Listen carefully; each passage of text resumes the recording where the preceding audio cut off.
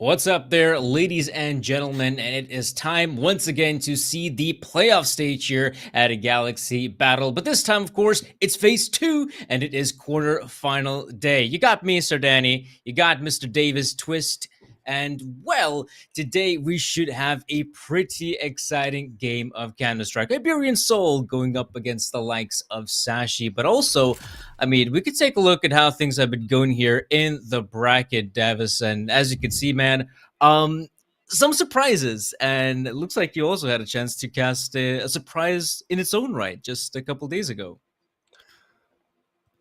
Yeah, the way how we get here, probably most people expected Spirit Academy to be there, but Iberian Soul in a very long series, I believe it was like 13 to 10, 13 to 11, and then another 13 to 10, they did beat out Spirit Academy. So here they are, having taken down Titans, and now perhaps a bit of a easier game against Sashi, or so they hope.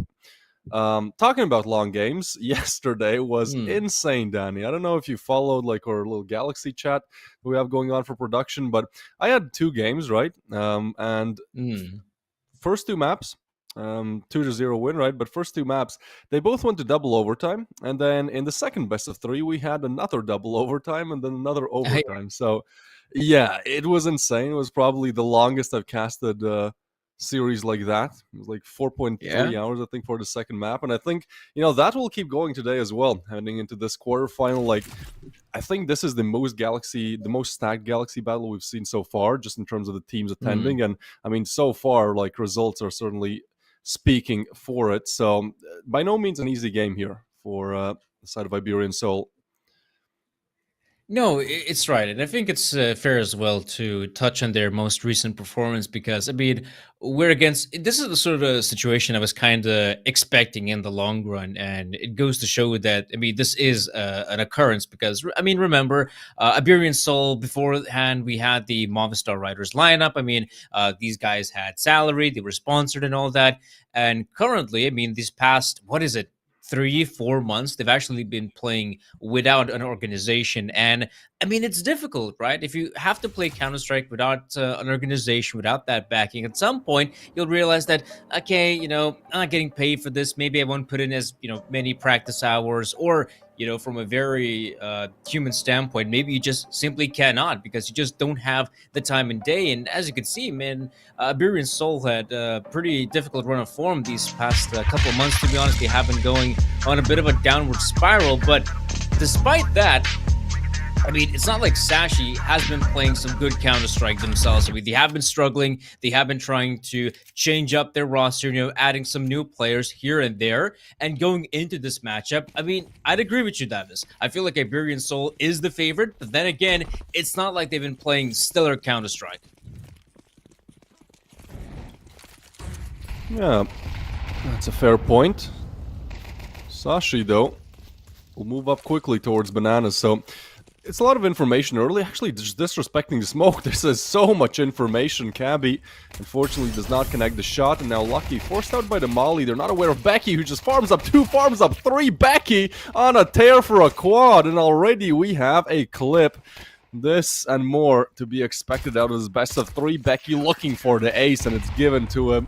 What a crazy way how to start the pistol here. I mean, we gotta see it as well. It's not like he was in an OP position. I mean, behind Carl, like that is quite uncommon. You'd have to see a guy in the pit to rack up so many frags, but Becky, sure enough, he makes a clean round and a great solid start for Sashi. Didn't really had much of a chance to talk about the veto, but to kick things off, we do have Inferno. This is Iberian Soul's map pick. This is a map that has been pretty okay for them in recent months. You could say one of their better maps alongside Nuke. But in this level of Counter-Strike, I mean, you have to know how to play Inferno. And to some extent, it's one of those maps where it could come down to luck, depending on how well your players can anchor the sites. and whether you can actually hold on to those pushes. And so far, it's the CT side start, the Sashi. I think they're pretty happy to get the first pistol, but second round, yeah, that's always the big question. The second round going up against a force buy.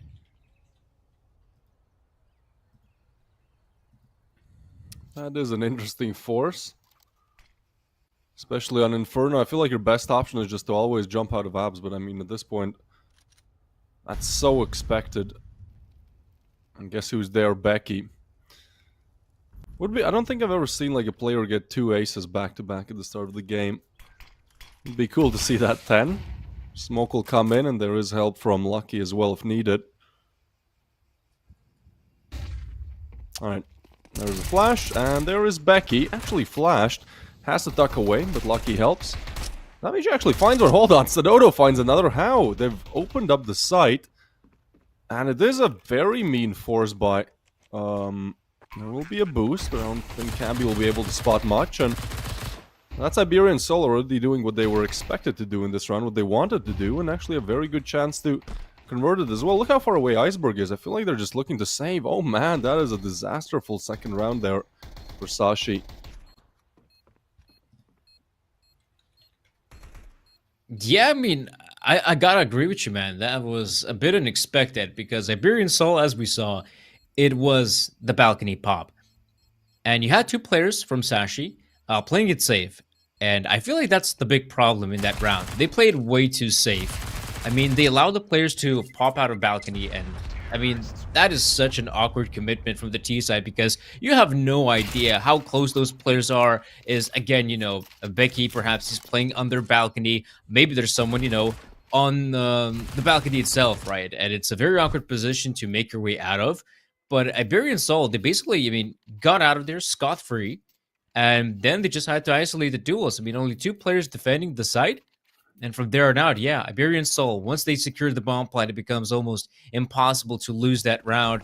And again, this is the sort of, I'll call it as well, a bit of a luck factor, you know?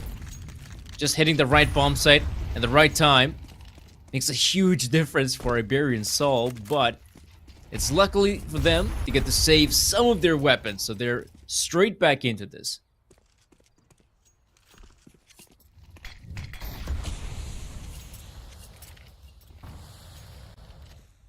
Well, they're kind of stuck in banana. Like, that was their plan, but a single smoke keeps them at bay. I like the aggressive setup from Sashi. I feel like this is almost necessary here. Oh, so much smoke's coming in, and they push through. Well, the M4 gets one. Zyphon looking for the double, so it's good refrags, but these CTs have to rotate as quickly as possible, because Iberian Soul already on the bomb site. It does feel like they're going to go for the post plant, but nice boost from Cabby. Expected, taken care of. Now they know about another. Well, it will be difficult to lose this round, especially with another smoke coming in.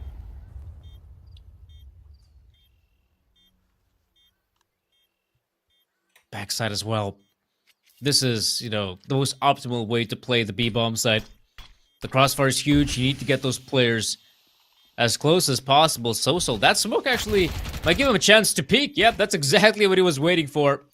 Great frag being found, and Lucky will have to say bye-bye. Maybe recover a frag or so, but yeah, looks like the T's want to make sure he doesn't get out of here alive, and they will achieve their goal. And a second more important goal was to get that second round win. Initially, I mean, again, we see a very fast play coming out from Iberian Soul. And you gotta wonder, perhaps if the second player from CT side peeks out just a little bit earlier, maybe that shuts down the Iberian Soul push. Because imagine, in a world where the timing is just a little bit better, I feel like Sashi rack up way more bodies in Banana. Oh yeah. Should have worked out in their way. But now they're forced back to, well, an Astralis stack. Alright, let's go. I haven't seen this in a while. Very old school strategy. Mopaz, well, yeah, that's all the information that they need. They're immediately going back. That's the problem with the Astralis stack, right? You see one there, you're, okay, alright. Let's go towards A. Actually on hot pursuit here. Oh! Unexpected of it! Okay, that's a Big frag being found. Might recover a weapon out of this, but the remaining teams, they will absolutely keep on fighting. Rack up the remaining players. Make sure no one stays alive to tell the tale. But yeah, Sashi ends up losing it. No surprises here. I feel like that stack we saw on the B-bomb site is a little bit better than what some teams used to pull on back in the day, where you would have the pool setup. But then again, imagine if you have the pool setup, you could have like two, basically almost three players on top of each other. And I say you have a mighty turret, you know? Yeah.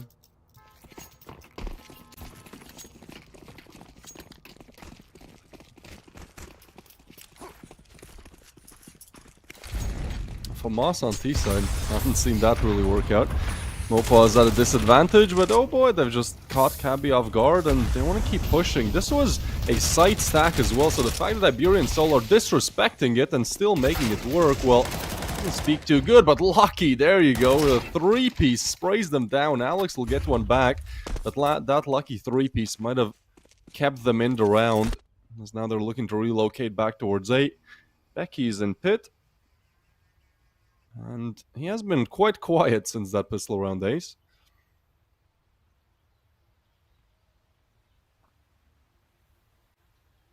Yeah, this is a powerful position for Sosal. He will at least know the A side itself has no defenders, but the big question is about Pit. Oh, it's timing! And it's good timing for Sosal. Finding that frag instantly, he knows the last player he's playing on B side. However, there is a gap in the defense. Doesn't seem to be aware how close Xiphon is, and this is just huge timing. Sosal will have no idea that a player has just walked past him, or maybe he does. He now seems to be aware. Yeah, now he's hearing the footsteps, and now he'll just swing out for the easy frag. And that could have been such a terrible way to lose the round if Sosal just allows that player to walk past, and his teammate is just somewhere. Like, you know, Alex is out there in the middle of nowhere. But then again, I feel like the big highlight are those entries early on into B side.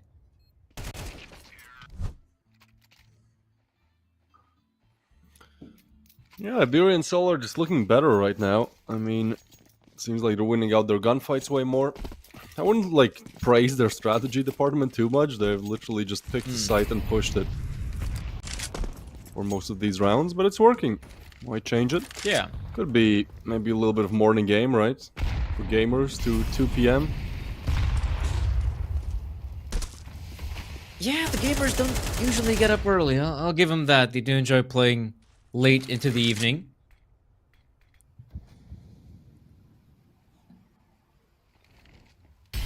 Then again, when you're playing against, you know, opposition who might be on the other end of Europe, you know, in different time zones and all that, I mean, you can respect it. But for the Spaniards, right now they should be sleeping siesta time. But all right, they're out here playing. I'm guessing it's pretty hot in Spain, though. Yeah. Yeah. I mean, I think two players are playing without a shirt. Listen, I don't get it. Players can play without shirts, but casters can cast without Right, shirts. I was saying the same thing. Like, imagine it. Like, if it's really hot, you know, it's getting hotter here. Why not? Yeah, it gets hot up north too, guys. I mean, you gotta understand our pain, and there might be a lot of pain right now for Lonesome Becky. Oh, it actually does have the backup. It is the pit player in the form of Lucky, but again, Sosal, yeah, swings out, swoops in with another big frag. And I have been quite surprised that for a lot of these rounds, I mean, Sashi are playing at a very peculiar setup, just having those two players on the A side. I don't think there has been a single round where they had a player in brackets or middle to even gather information. And despite them putting those three players on the B bomb side, yeah, sure, we saw them one time running into a stack that almost led to a Sashi victory. But apart from that, these 5 rounds mostly come down to just, you know, hitting A side. The exception being maybe 1 or 2 rounds.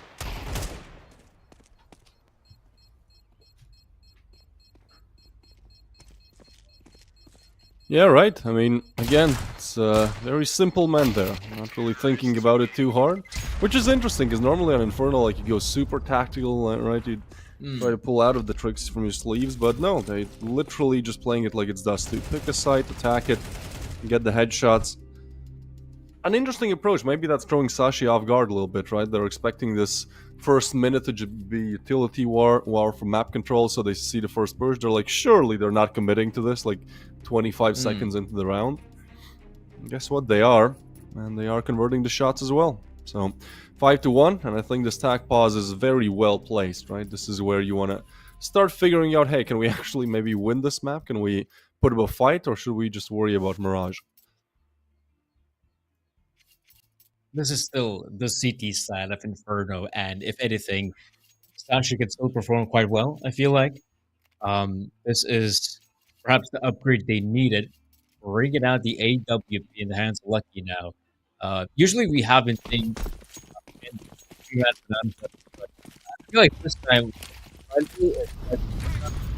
once they have presence, maybe they'll have one of those players rotate quickly on the A side, but they gotta do it pretty damn quick because Iberian Soul once again fighting for Bracken's control, but this time they're being tested and contested. Becky finally with the response after the pistol, and he even goes in huge a second and give him the third and even 4 kills.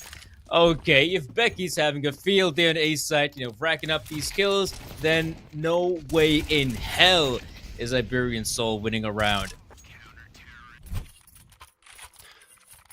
Yeah, that tac pause was huge, man. They figured out, hey, maybe we can just like throw a couple of smokes and they can't insta push them. And they actually tried. I really do respect that. They're just like, you know what? Let's just push these smokes. Who cares? But no, that will be stopped. That will be just too easy to win this game like.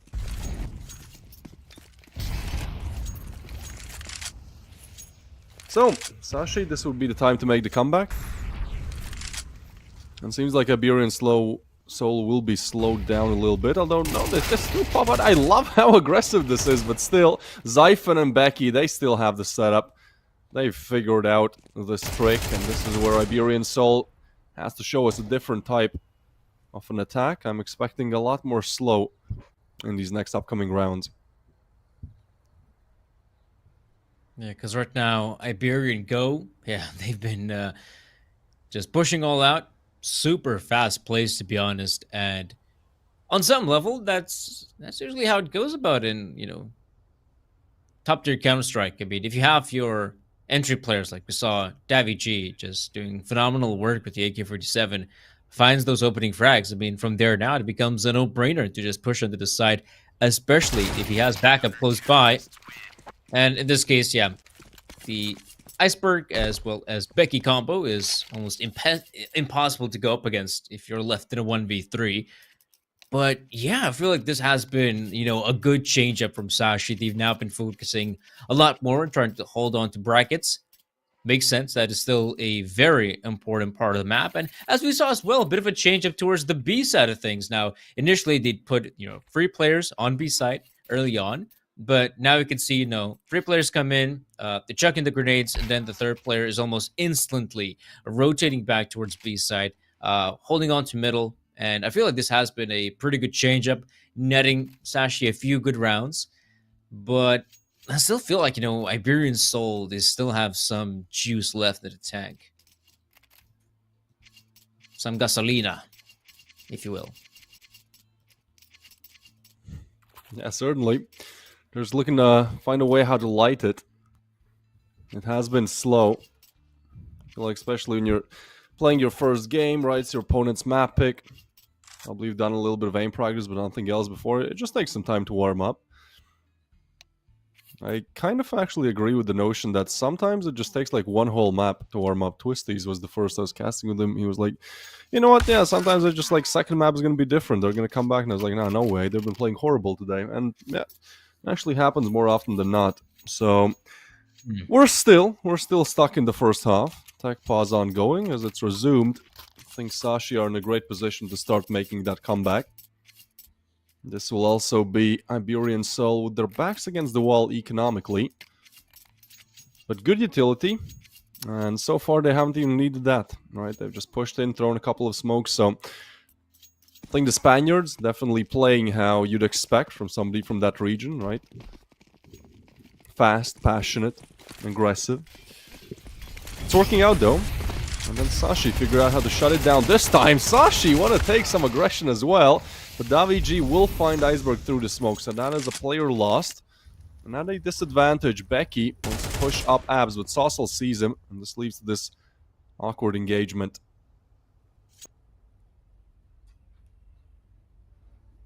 This is where T-Side will not expect a gap in middle, though. They probably still feel like, yeah, just the one guy in B side. There has to be two players now. Can they expect Lucky again? I don't feel like that's the case, but he's playing this one pretty damn safe. Usually you do expect the smoke to be deployed. Flash reads in. Op shot. There's still a fair amount of utility to try and push back the Iberian Soul players, but the problem is they don't give a damn about utility. They're more than happy to push on through the flames, through the smokes, as long as it nets them kills, but only as if. It's a 3v3 now, and as we can see, one of the players just rotating instantly away from this. Alex, I feel like he has to give away some sort of sound cue because, as you can see, Sashi, they realize what's going on. They made the rotate themselves. Oh yeah, and they've gotten the plan down, and now information about one or at least two more confirmed, so this is a great position to be in. There's still that weird rotation lingering from B, so Cabby and Lucky are actually sandwiched. Saucel just gets another, and this seems to be a rather easy end. It's round number 9 here.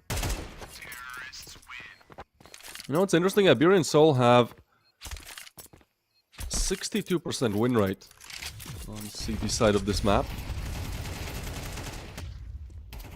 So we'll see how it goes. Sashi actually prefers the T side with 55. I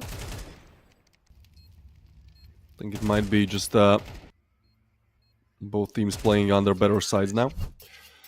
Alright, 3-6 then. We have an op on Lucky. This is something that, I mean, he's ex-Astralis, right? He used to be with the main opera on Astralis, and I think he certainly has been found his home here. And Sashi has been doing well for a long time. So Stadodo versus Lucky, that fight almost goes through. In the meanwhile, there's attack towards B. Yeah, I'm quite interested about the fact that Stadodo picks up the AWP. Because as we saw Iberian Soul, they've been playing some really fast-paced Counter-Strike, and it is fast-paced Counter-Strike that has given them so many rounds. But if anything, Stadodo seems to be just holding on to middle, right? Making sure no one's making any rotates or big flanks. But yeah, I feel like this is a hindrance for Iberian Soul as we get into the nitty-gritty, especially now. In the mid-round, Alex and company would like to take some banana presents. They only have two players. Oh, spacing is a bit awkward, but it's still good for Alex. Doesn't drop a single point of health. Instantly commits towards B's side. Cabby, smoke, doesn't give a damn, but the cross is there. And now getting the bomb across is also not a big deal. They'll plant it. Cabby goes for the spam, but the big problem is, yeah, Becky is just so far behind. And the remaining squad is also just slowly backing away, as to be expected on Inferno. Retaking B set is always a hassle, and this time it's no different, but Saucel, man, this guy is not giving them a break, just whips out the Glock. You know, it's like he's just trying to back away from this. There's no way in hell Lucky survives this engagement, as there are hungry Spaniards on the other end. Oh, good shot. I'll give him that, but I assume his life will no longer be intact.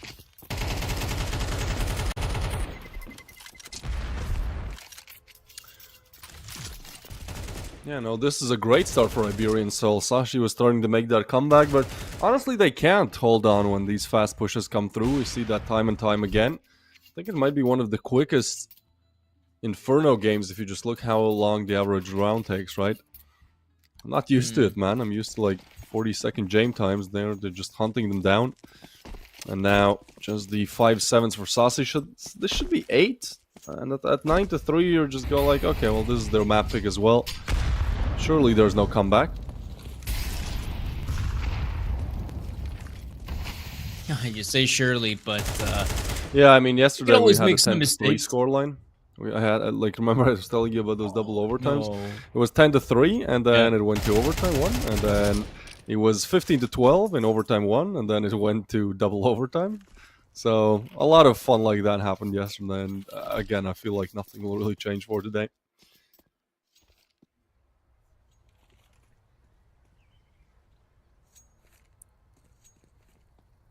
Jokerino, Assassino. Me. Or, I don't know. I Too tried. much Instagram, man. Listen, But, I found out about it recently. It's like, what is this? I don't get oh, it. But Italian brain this one rot. goes out for the kids. Yeah, Italian brain rot, man. On Inferno, it all makes sense. This one goes out to all the Gen Alphas watching Counter Strike. Though you should be at Mm. school. Not sure why are you watching CS. Then again, let's return quickly to what's happening in this round. I mean, 30 seconds remaining, and Xiphon is very much alive. On the 5-7. Oh no! Straight Very to the much. flames. Oh, there's a bit of a gap. Actually, still gets a frag. Bomb plane I looking don't know good though. how he gets away with the second. That's criminal, man. Smokes are down though, so again, Iberian still have all the advantage. Lucky is low. As long as Stadodo hits the shot, has the AK for cover as well, there's plenty of options to convert. Actually throw the smoke in themselves, that pushes Stadodo off the angle. And an AK has been retrieved. Some spam. Oh, Becky has found another. It's just Alex now. He's on 26 HP. They're trying to spam him down. They know he's in the smoke, but they can't find him. And Alex is just running down the time. There's no kit. I think they've done it. Lucky hits the shot, but there's just no time to defuse. And that feels just such a weird round, such a bad round to lose if you're Sashi. I don't know why one of them was not sticking it. At least then you have a chance. So maybe a bit of miscommunication, but it's crazy what they're able to do with the 5-7s. Unfortunately, it does not come through. Yeah, it's also a bit of a shame they lose that round because something tells me they thought they just simply had more time to work with, and that's why they ended up just spending so much time trying to kill the last player. Because I mean, the bomb is planted in an open position. All the remaining T has to do is just swing out wide, pre-aim, and get that frag. And for the most part, he should get that frag. And so I can't really blame the CTs to try and, eliminate that player. But yeah, you're absolutely right about it. They wasted way too much time. And now we're in a position where, yeah, tactical pause is being called by Iberian solo teams, and which I find that quite surprising. I mean, 8-3 scoreline. I mean, you're basically just one round away from cementing a pretty damn big lead. And this is not part of the course for Inferno. I'd say usually on Inferno, you expect those, 6-6 scorelines, the 5-7s, maybe an 8-4. But now we have a potential 9-3 on the table, and that's something I did not expect early on in the first map of the best of 3. No, me neither. And I feel like they called the timeout because that last round is so shaky. Like, they just want to make sure, their mental is cool, that they don't actually throw away this huge lead they've built up. What are we doing? This is... Oh, wait. Navi G? Not sure what that was. I think there might be a pixel boost that we can get up there.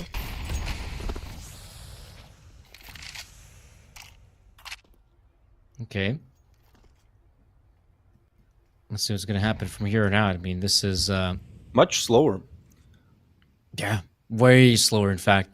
Again, it's not like they have an AWP at play, but they're expecting Sashi to do something audacious, and I guess that's the one reason we're seeing them, slowing it down to a crawl, in fact. There's still players in middle as well as the apartments, and to me, this is a telltale sign of Iberian Soul expecting some fast plays out of Sashi, but we're yet to see anything like that. But yeah, this might actually just be one of those late round execs on A side, and I'm personally not a big fan of it, especially if it's just going to come down to a short push. Oh man, this could be lethal. I mean, we saw how Becky was powerful in this position in the past, and now he's got an opera to back him up as well. And Iberian Soul, I mean, they're taking their sweet time in brackets. They really need to move up right Ooh. now, but Lucky misses the first. Becky, what a great response, though. And this is the problem. There's a smoke in a balcony. Becky has to swing for these gunfights. Lucky is there to back him up. And now expect just Soul and Mopaw's in a lot of trouble. However, I say that down to the 2v1 and down to a victory for Sashi. They eventually pull through, but man, oh man, this is the big problem, man. For those late execs on A side, going in through short and just having one guy in the apartments, it's just such a, I wouldn't say difficult setup, but almost, yeah, you just make the round a lot harder than it needs to be. Yeah, whatever they talked in that tag pause, don't do it again. Everything was going fine. Now Sashi given a chance to get back in the game, and some of you given a chance to win a Night Terror, which is alright. Nothing to write home about, but it's still free, so congratulations, Cabin Top. You have secured this skin. 4-8, right? You said how normally you'd expect 6-6, 5-7 for equally good teams, but this 4-8, I feel like there's still legs to this game, but it does come down to the pistol, as well, very evident by the scoreline. I think this round actually gives them a chance, because 3-9 is, especially in Inferno, like it still feels over. 4-8, I think there's a world. You just need to convert the pistol, so a very, very important round coming up. The chicken.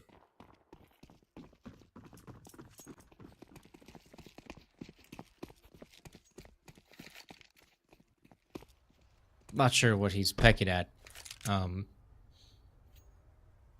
Maybe the chicken saw the latest Minecraft movie. I did. Don't start. Obviously. You have too ironic much brain distance. I listen, I have been on a bit of a brain rot marathon. I'll give you that, because I'm late to the game, so might as well step it up. But yeah, even there, to me, this is looking like a pretty solid takeover to the site. You got Becky, you got Lucky. Yeah, that is clean. That is a really clean round. All right, back to Minecraft movie then. What did you think about it? I guess, yeah. Let's go ahead. So I saw. I mean, this round's over in 3 seconds. Yeah, it is. It is. I feel like I hate Jack Black, so I'll give you that. Honestly, despise him, but I don't know, man. I don't know what's up with cinema nowadays. In fact, cinema, or I guess say, cartoons, or anything that's like targeted to a younger audience, I just find it unbearable to watch how all the sequences just go past you like lightning fast. I was like, whoa. It felt like in some instances of the Minecraft movie, it's not like you're watching a movie, but it basically is like a trailer, right? In the sense how everything's just moving so quickly and you're not able to really grasp what's going on. It's just that, okay, just one good looking scene to another good looking scene, just to try to showcase that, okay, guys, don't get bored. Don't get bored. Jingle, dingle, dingle. Don't get bored. Keep on watching. So, yeah, I despised it.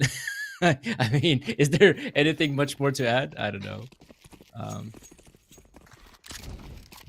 How good did it capture the essence of Minecraft? Because I feel like it's so difficult to bring to game like a, open world game like that with no storyline at all. Yeah, I'll say that. But when I was watching it, I was like, wow, you could actually do this in Minecraft. And I had my friends over. They said, yeah, you could do this, 5 years ago in Minecraft. I was like, oh, I had no idea. But it's like, oh, you could actually fly in Minecraft with those wing thingies. And it's like, yeah, it's when you beat the Ender Dragon. It's like, wait, when did they add that? Oh, it was like 70 years ago. It's like, okay, I'm too old for this. Clearly, I am not the demographic. Right. Well, I was planning to maybe watch it, but I don't know. I don't want to be showered in popcorn whenever the chicken jockey scene comes on. Oh yeah. What a unicorn round this one. I mean, we pretty much had like 2 rounds where we're just able to talk about Minecraft movie, because literally nothing happened. There was that one push towards A in the pistols, 3 kills, no, 2 kills secured, and that was that. And then, well, this force buy just does not go the way of Iberian Soul, as they're stacking the wrong bomb site. So yeah, in total, I believe like 3-4 kills in 2 rounds played. Iberian Soul will hold on to this buy. Mm. And Sashi will put themselves on the map of making it back in this game.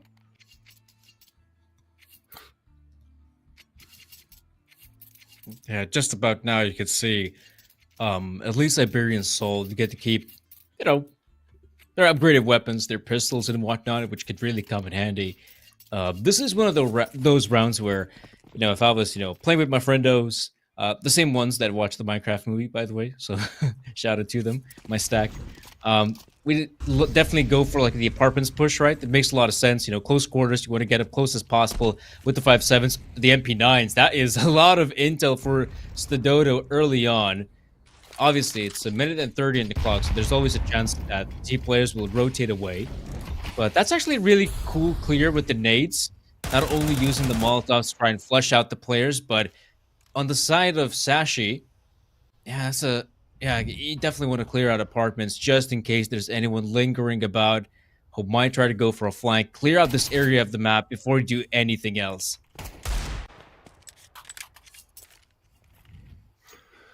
Yeah, I think Inferno is one of the better maps to actually go for forces in, right? Because it's close quarters, there's a lot of cubbies and these weird areas you can just be in unexpectedly, but Davy G is holding a rather close angle too on the other side, though smoke comes in, Davy G needs one, gets it, looking for the double, wants to peek in, that's huge for Davy G. That gives them the player advantage. Sashi still pushing towards the site, and now Saucel has to be the hero.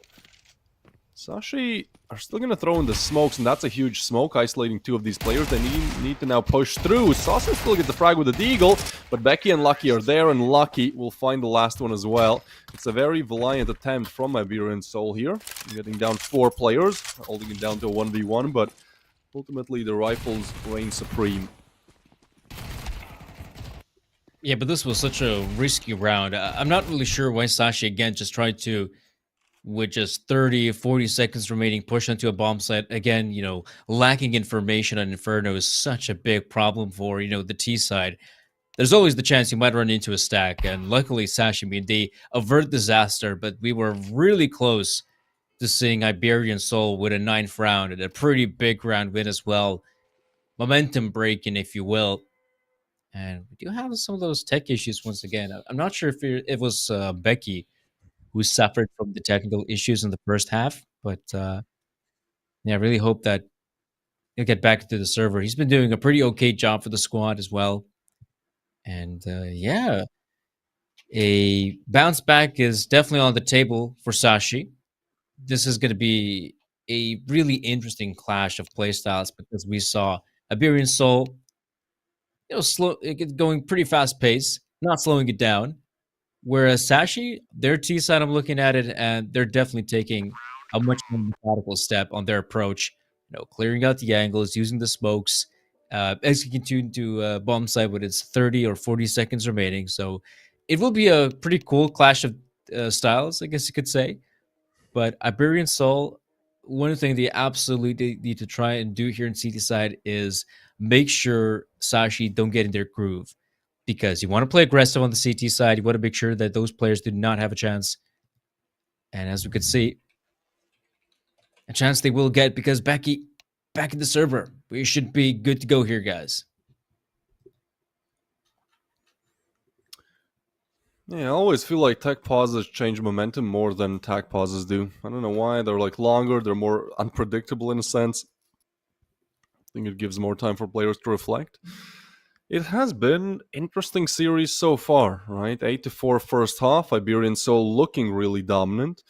But again, what they excelled at in the first half was not exactly great strategy. No, it was just like good aim, having a clear Mhm. mind where you want to take the attack, and ultimately delivering on it. So maybe they are Yeah. taking some time to warm up on the CT side. Ultimately, this will be their first rifle round as well, right? We've not seen them with full firepower, and actually they made it so close with the lower buy. So I think they're still in the lead here. They should be, but certainly a very important rifle round comes up because Iberian and Solar Waste are facing an economical waste if they can't convert this round. That could be like 9 at that point for Sashi. It would have been an amazing recovery.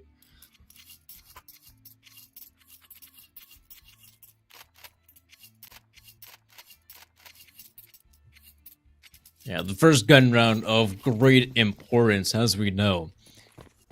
And this is where, as I was saying earlier, I feel like Iberian Soul, they gotta show up. Gotta show us some aggressive maneuvers.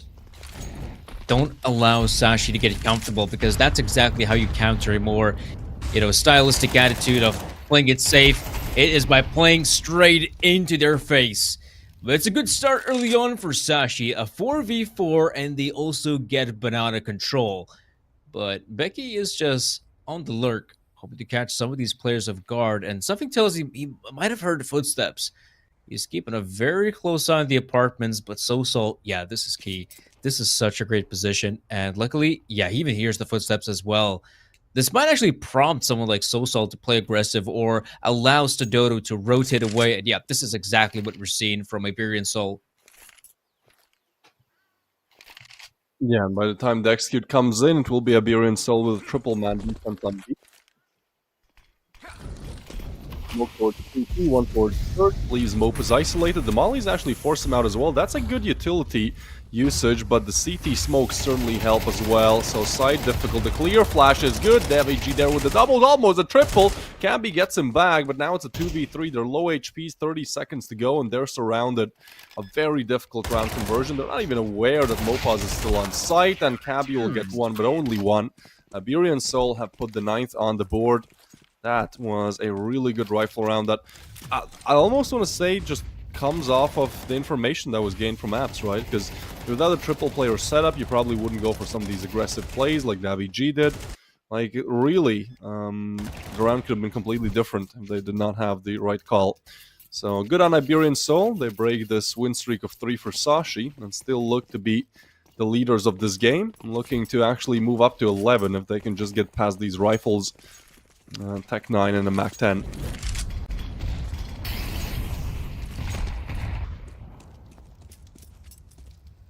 Yeah, and this is where things are starting to get pretty awkward for Sashi. They're going for the purchase right here, right now, but again, economy is a big trouble.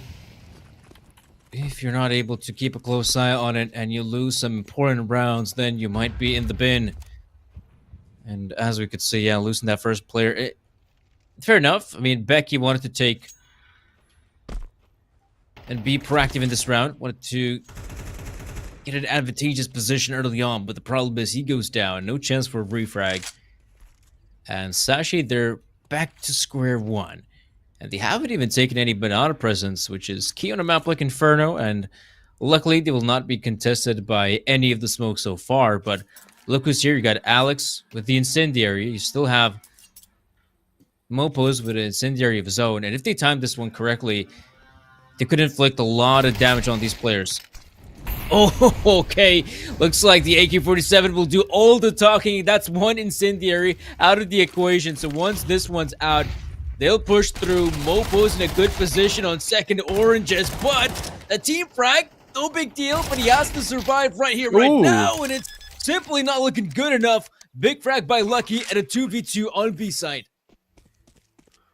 This would be such a huge round to win for Sashi here, keeping themselves in the game, and that smoke is huge, because now that's not an avenue anymore. Nade is going to come in, but they both have to come from church, and that's just one less angle they have to worry about, but Stadodo just spams him down through the smoke. That leaves just Lucky alive in this 1v2. There's a kid on Stadodo, and 18 seconds to go. Lucky needs to come up with a double, gets the first, ready for the second. The damage is there, and so is the 1v2 clutch. A big round player, Lucky. Certainly has that tier 1 experience, and that is just him being steady, cool as ice, as he finds both, puts Sashi back in the conversation. Instead of an 8-7 here, we are still going to be seeing a very close game. Yeah, this is where Iberian Soul, they got to take a timeout because things are getting messy. That was supposed to be their round to take. Even in the 2v2, I felt like they should pull through, but yeah, they failed big time, and Sashi have a great chance to equalize the scoreline.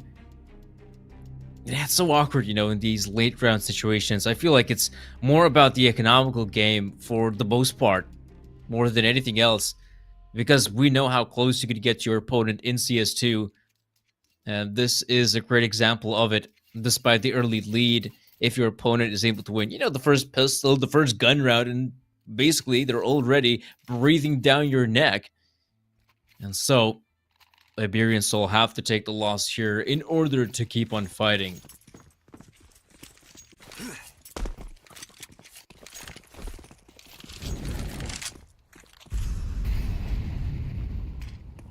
I'm sorry, I'm a little bit thrown off guard. I was going through the Galaxy Battle schedule, and I was like, wait, quarterfinal is cool. Wait, am I casting Big? I kind of wanted to cast. Wait, Big is out? I didn't know they got eliminated by Cybershock yesterday. Yeah. So actually, we have two huge teams being out already, right? Spirit Academy eliminated by yours truly, the CT0, Iberian Soul, and then Big as well, who honestly I would have put them in the top two for sure. Big and Spirit Academy, sure. Finals cinema. Instead, they're out and not even making it to the quarters. God damn. Yeah, it's a terrible situation because when you think about it, Big coming into an event like this, they're thinking, okay, this is a great chance for us to gain some important VRS points, but there's always the possibility of them losing points by going out against some, underwhelming opposition. And admittedly, despite what Cybershock has been doing, great work in World Counter-Strike, I felt like Big should have also just taken away that victory. Not win the entire event, though. I feel like that's a bit too difficult for Big Clan, but, at least reaching a top two, semifinals at Yeah, the minimum. crazy. We might see one of those underdog finals again. I think that's pretty cool. Cabby and Iceberg taking down two. Oh my god, there's so much action. The pistols, hold on, the pistols are doing good work. Again, but Lucky will still find Stododo, and there's just Mopaz in the 1v2. He arrives, I think there's rifle for him to be picked up as well somewhere. With the bomb going down, Lucky... Actually, the timing is a little bit weird, but as Lucky doesn't peek, I mean, he's just holding the line. Everything is set up for the victory of Sashi here. Mopaz wants to go up. That's an interesting call. He's looking for a rifle as well, but there's nobody he could spot. So he's just going to be looking to clear the left side, and as soon as he does... Oh, hold on. Mopaz! Spots the second, but there's no kit. Needs to take him down immediately. Becky will deliver, but that is, again, a close round. If there's a kit in play, like, there's a world. There certainly is a world. He clutches that out. That was such a nice way he played it. I mean, Stododo mega work with the USPS, but more power to Mopos. He was incredibly quiet in his approach, and I feel like that's exactly why he was able to wrap around the player in the pit. And now, another tech pause, I would assume. So, 9-9 scoreline, the situation Iberian Soul wanted to avoid, I feel like. The fact that your opponents are now this close to winning the first map, that's got to be daunting, right? And it's no wonder Iberian Soul now whipping out the big guns. It is the AWP in the hands of Stododo. And for me, it was quite surprising that I feel like Iberian Soul are just not delivering the same flavor what we saw in the first half, right? We saw, obviously, mega aggressive, taking early bit out of control. But now they at least have a round with a decent amount of economy, right? They have just enough money to get a good purchase with the M4s. But more importantly, they will have utility. And with that utility, I want to see some map control. I want to see them go for these fights in Banana, use the HE grenades to blow off any T-side smokes, deep nades, whatnot. Take that presence, see what you can achieve from there. And Stododo is a player, I don't know, he hasn't been doing a lot of good work on this map, but maybe this is exactly what he needed. The AWP on the CT side of all places.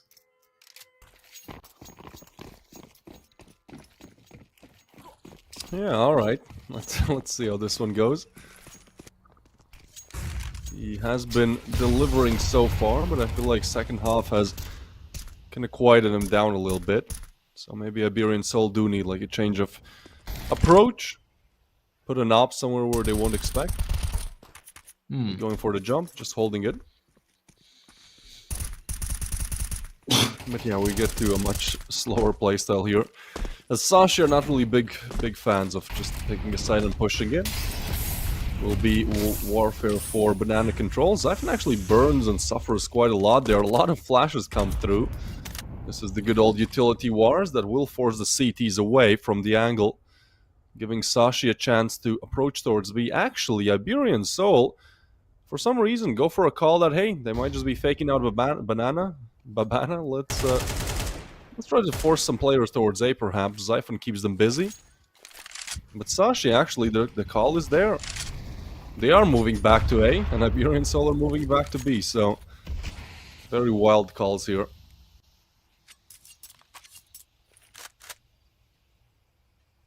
Oh man, 35 seconds. Again, it's the push through short, man. They have just the setup to counter it. The nade will help even more so. And just look at this.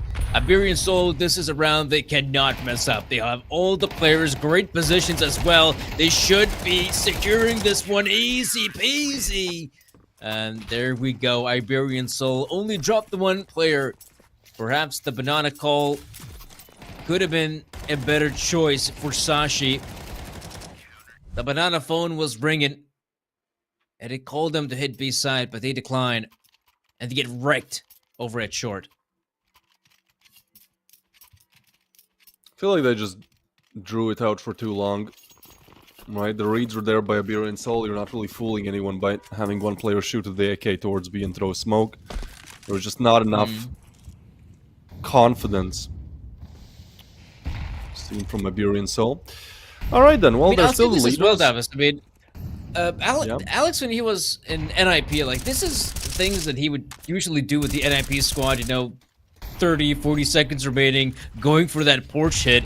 And I feel like, again, like, man, he's doing it again in this squad, in Iberian Soul, and that is such a problematic way to just, you know, close out the round in Inferno. Of all the things to do, to just get onto the bomb side, where you have to be careful of, you know, players on the sides, players above you. It is so difficult to hit a side, and Alex is just not making it any easier.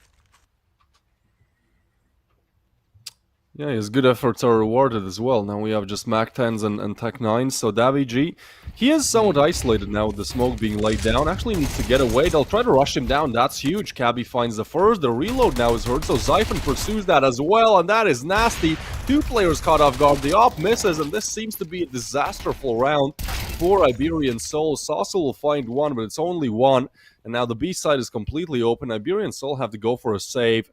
That was just them being overwhelmed, not ready for the pistol aggression. No way back in the round now. Okay. Pretty good stuff for Sashi. And quite surprised to know that Sudodo and Soso will get to keep their weapons. Ah, okay, there we go. They will try to go in for the hunt. I mean, they don't have much to lose. They have a lot to gain if they eliminate these weapons out of the players. As Iberian Soul, while doing a pretty good job at the T side, a part of a few rounds, are now in dire straits. They've already in an awkward position. I'm actually quite surprised Zyphon doesn't want to commit. I felt like they probably could have coordinated it a little bit better, but then again, you are talking about a two-man hit on A side when the CETs are very well entrenched. And this time you could see, yeah, this was a very quick round coming out from Sashi. The Iberian Soul players getting caught off guard, unaware of the pace. And yeah, tactical pause needs to be taken.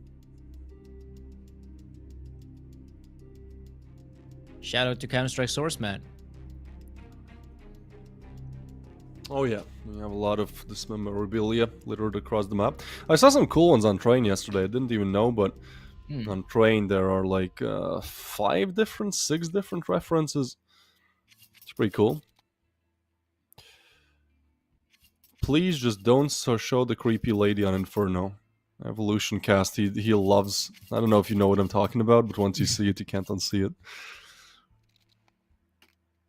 Wait. Where is she? Where is the creepy lady?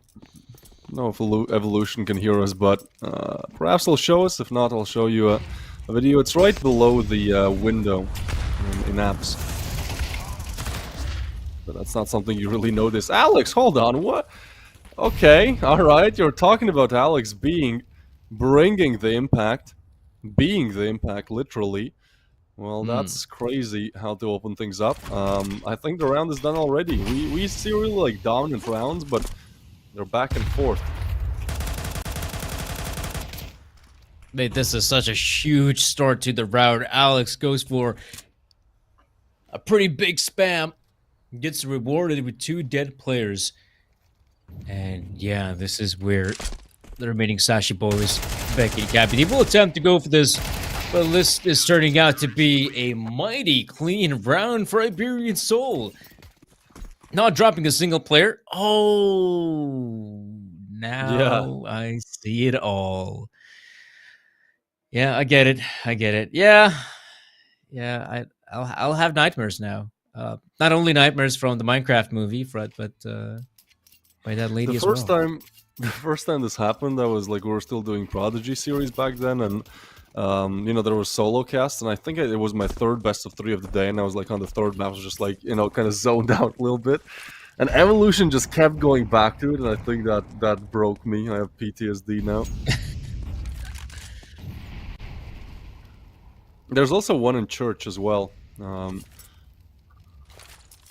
There was actually a very cool transition yesterday from the Observer where like they zoomed in on the one at church and then zoomed out in this one, and I was like, whoa, what is happening? Iberian Soul, I mean, they're a map away really from being in a really good position to convert, and that map is just 2 rounds that's needed. Tech Nines actually did overwhelm the ones, but it feels like that's not going to happen twice. Surely we can also see them taking similar positions, a little bit less aggression on short, because I feel like Davi G just learned, I'll get flashed off when they have the Tech Nines, but it is the same setup. Towards A, Sashi tried to attempt it again. Rotation's now being pulled, and there's a lot of good util from the CTs. Keeping the Ts at bay while help arrives. Davi G tucked in the corner. Aim good for the first. They line up, and this is more like it. This is what you expect from rounds like these. Hmm. Becky, hold on. Whoa, Becky Oh, still gets a double. Picks up the M4 as well. Now isolated on sights. Dodo gets one with the op. Has to take out the USP. It's Becky against the world in a 1v2, and he's low HP. So a really difficult conversion to be made here. He spawns the AVP as well. Tries to dodge the bullets, and they don't know how to approach us, but with 20 seconds left, you should just not peek him, right?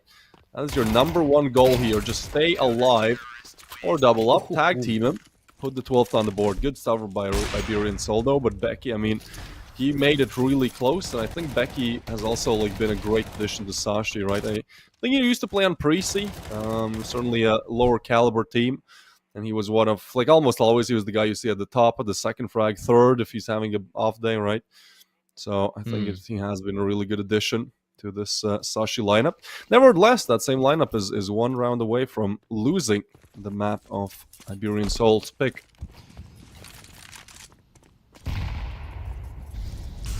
Yeah, and it doesn't help that last round forced by because they knew coming into this round they might have Galils and some Mac 10s. So going for the force buy in the previous round, I do respect that. It just made sense. But then again, they're back to pistols once again. And we saw that entering on the A side gave them some fruits. Big frags being found, but still, not enough to just close it out. And this is where I kind of respect Iberian Soul. Playing it safe. I feel like that's the way to go about it. But Alex, yeah, looks like he won't be left here alone for too long. He'll just back away, play just a little bit safer. Whereas the remaining Sashi players just looking for some advantages in middle to be found. Brackets control seems to be part of their game plan. They will try to go for that porch push. I can feel it. Yeah, there was no plant yet last round either, so this is a low buy. Again, a big miss. The Tech Nines have done it once. They're trying to go for this again, but Stadodo, Davi G, Becky gets one. Saucel with one back. A 2v3. Saucel needs another. Can't get it. And it's Becky again, putting the numbers on the board. This is now a 2v2 where you have two rifles retrieved. There's a smoke down. Sashi make really good work of the lower investment buy. And now Mopaz has to piece it together with Alex, who's arriving from Apps, a position that will probably go overlooked in first glance. So I'm expecting Mopaz to draw attention to himself, and then Alex try to help out. But Lucky is in a great position, and well, he'll just take the frag. Now Alex certainly should know the position, but it's a lot of different places to clear. Gets the first, knows exactly where Lucky is, not clearing it. Now he spots him. And the kid as well, just needs a headshot to shut this one down. Alex, he does it, but is there time? There's no time. He has a kid, but just doesn't even commit to it, and that is Sashi somehow. By the skin of their teeth. Couple millisecond game there, but they do stay in the game, and I feel like I'm the curse now, man. I've had 4 overtimes in a row, and we're close to the 5th one here. Very close. Oh man, another close-up, right? Okay, we get it. Okay. No, stop. Stop. Transition into, I don't know, something else. Counter-Strike source. Let's return back to the monitor, please. Please. Okay, what we got here? We could play like, I don't know, like GeoGuessr from like Inferno, where you'd have like a spot on the map and it's like, oh, where is this on the map? And it's like, oh, damn, I have no idea. Is this library? That's got to be library. And their big reveal. Ah, okay, that's cool. I would not have thought about the apps. Okay, that's cool. That could be a nice minigame, surely. I think they've done that for like tier 1 events in between the games. Is a cool idea.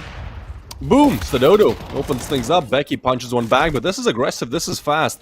Not what you expect for the last round of regulation, but Iberian Soul figure out, hey, let's play our game. Let's take matters into our own hands. Let's push in. That's a bomb confirmed. Cabby with one back.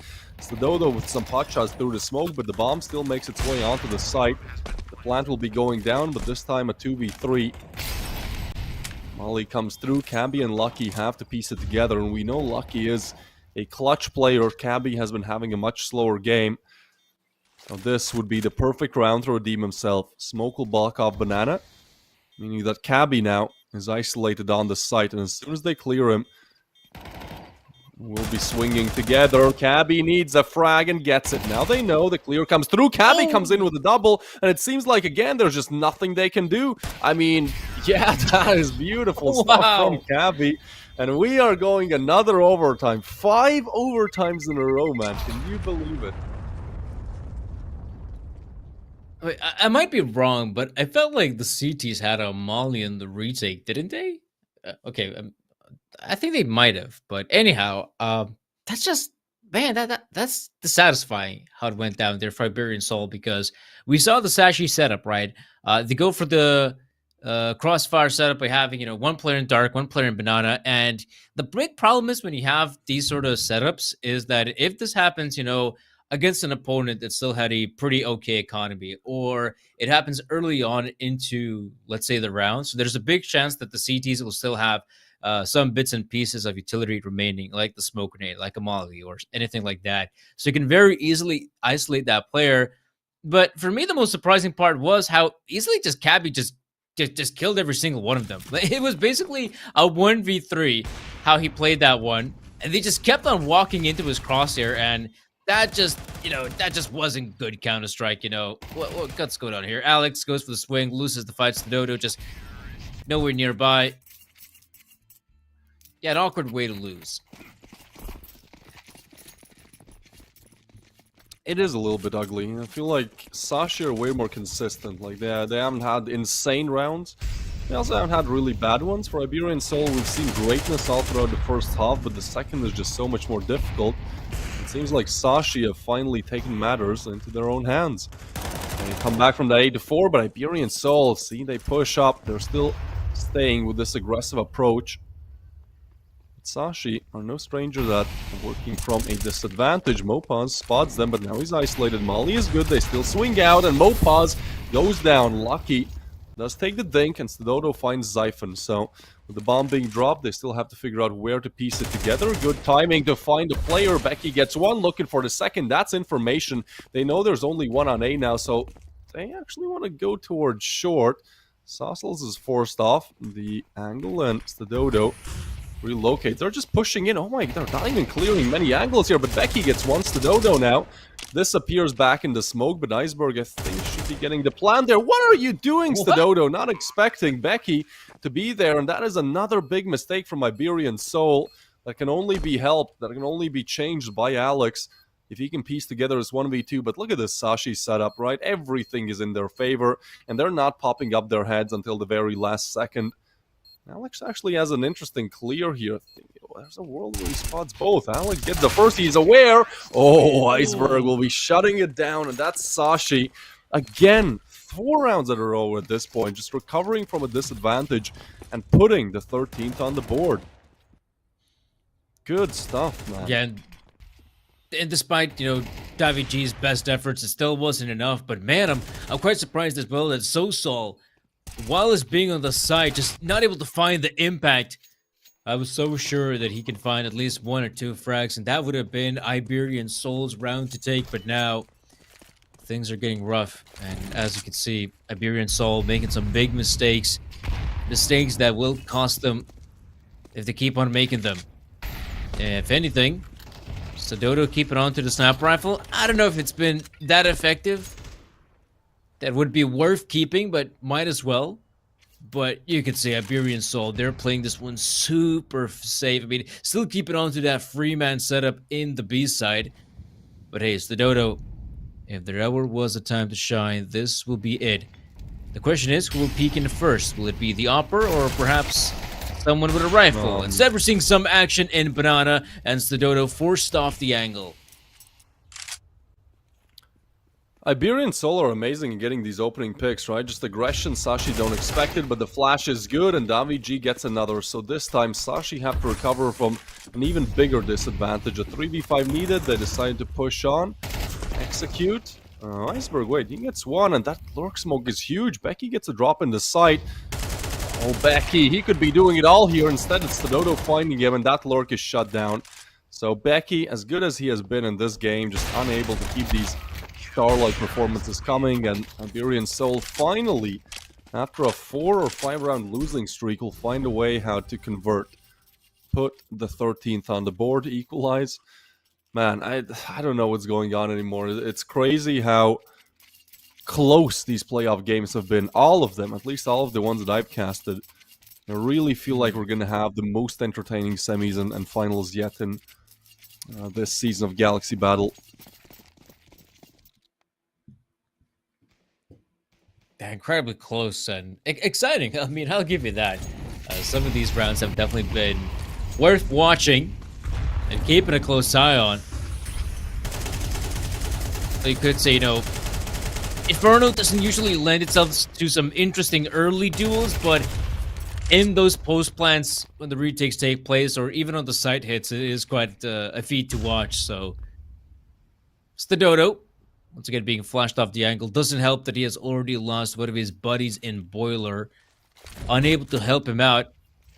But Sashi seemed to be aware that, Dodo has played in this angle before. Oh, this is a great position from Cabby. Shadow advantage doesn't give him jack shit. Yeah, I mean, that's Iberian Soul now for 7 rounds in a row, I believe, getting the opening kill. Damn, Becky and Zyphon punch some kills back. Davi G gets another. Lucky gets one. That's a 1v2. Now Mopaz moving on, and we'll get the double spray down. Oh my god, that's a 1v2 clutch from Mopaz. Perfect timing. And Iberian Soul will put the 14th on the board.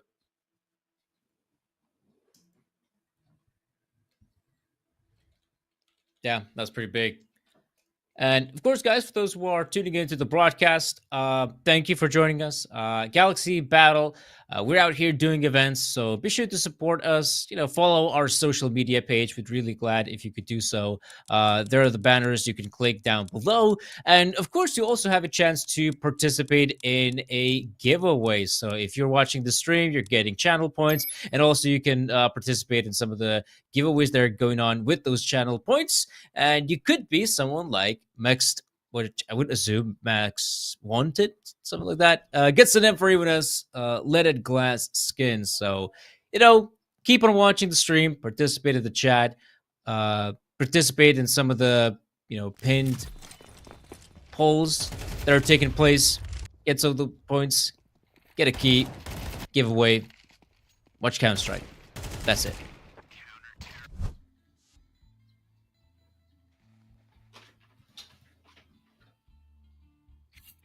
Yeah, for sure. There is a lot of giveaways we've had, especially yesterday, because every overtime you have another one, and well, some good things have been unboxed as well. I saw an Empress and a Chrome Cannon yesterday. I think it was also because we actually had quite good viewership, so I believe the odds are bumped a little bit when that happens. I have to say thank you. Alright then, Sashi certainly not having this type of an approach where aggression is key. So no opening picks for them, instead they're just holding down the line and looking to see what Iberian Soul do.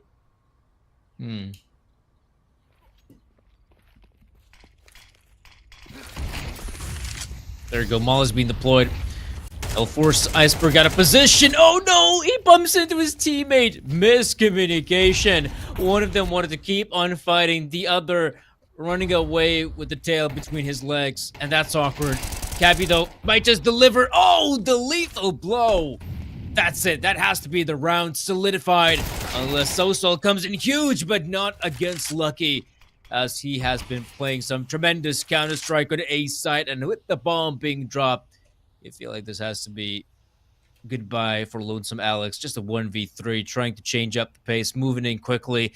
Good shots being found in Banana, but yeah. Now it's all up to Lonesome Alexito. No Despacito. Just round Winito. You got there eventually, my friend. Yeah, it will be Lucky taking down Alex, and things equalized again. I'm at this point cheering for Sashi just a little bit. Simply because when you make a comeback, right, you're all like, it's a cool story whenever that comeback does come through. And yeah, Iberian Souls surely have a very tight grip on the game still. But Sashi have always, and I mean always, found a way how to capitalize.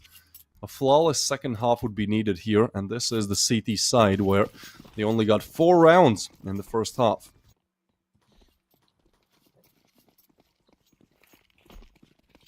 Yeah, that's not a lot, right? But I mean, it's anyone's game. I feel like, 14-14. I feel like Sashi could still put through in the CT side. CT side OT is a different beast compared to what happens in regulation.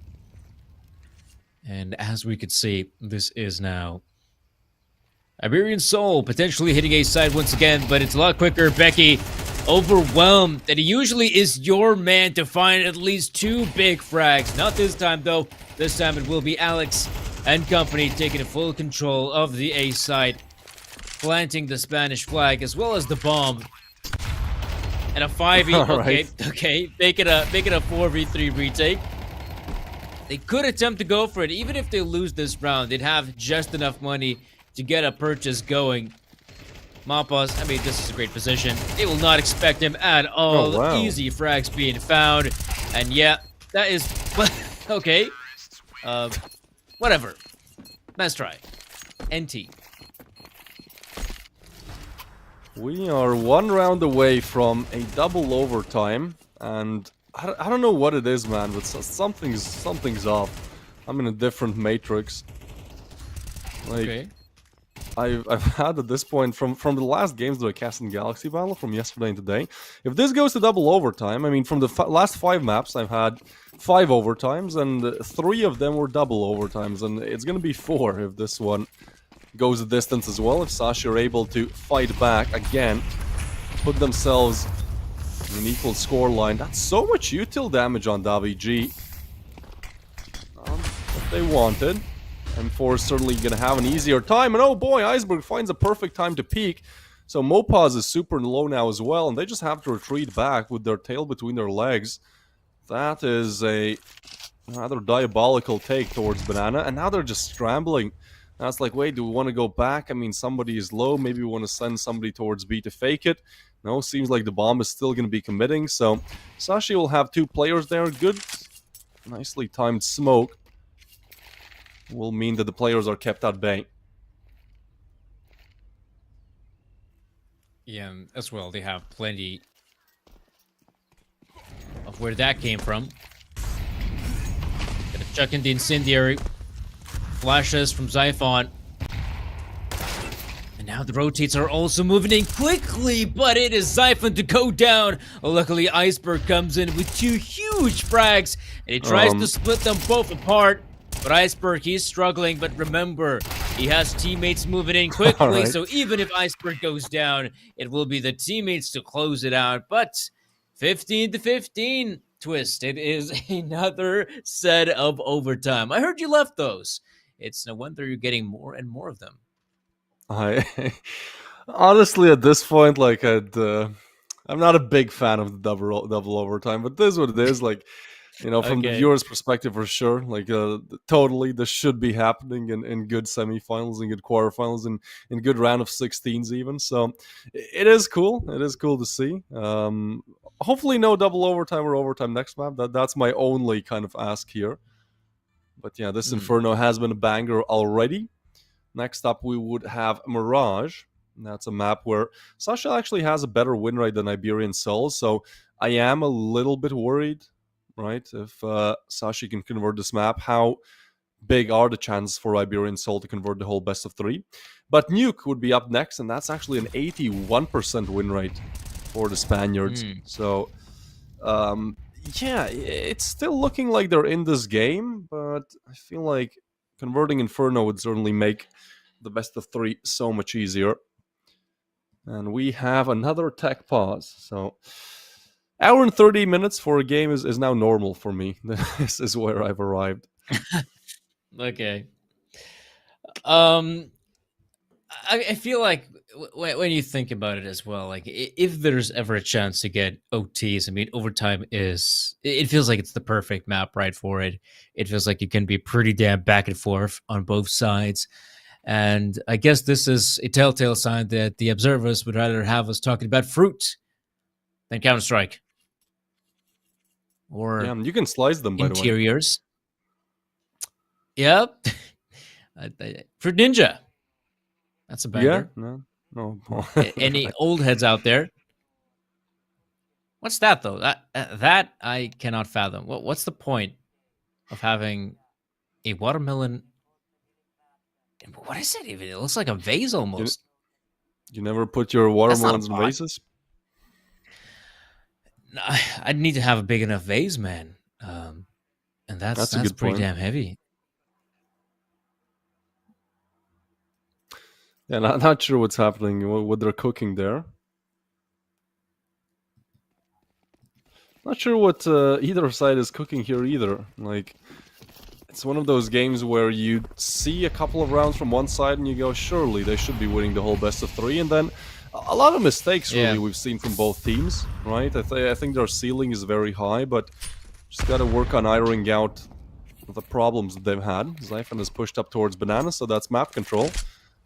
Paid for in the amount of 31 HP.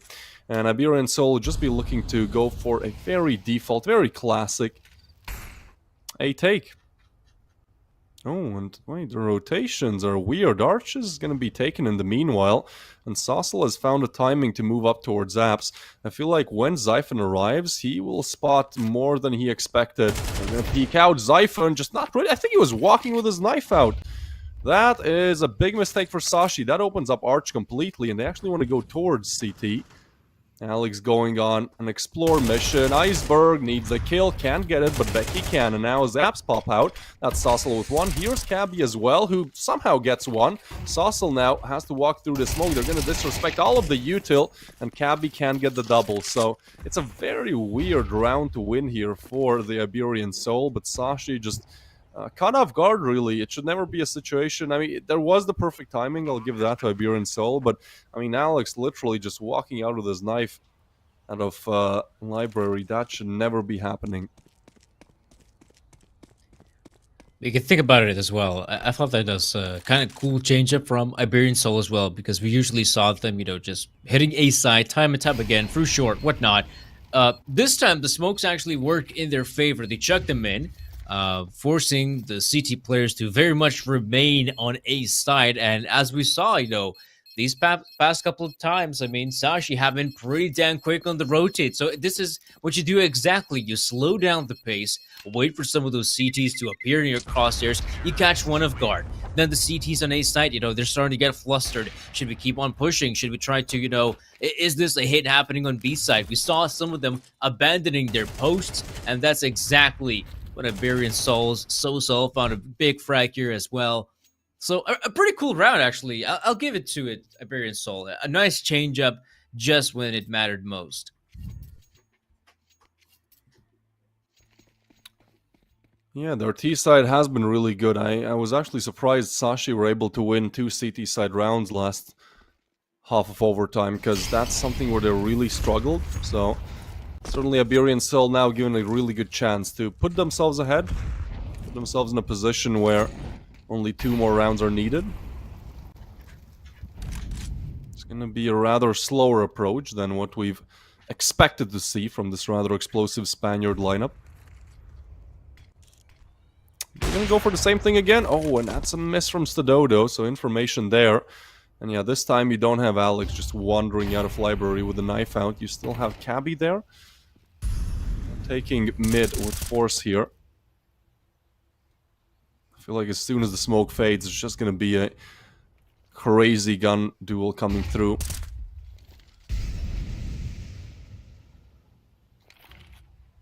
Oh, yeah. Zyphon. Ooh, what? Oh, damn. Yeah, Cabby.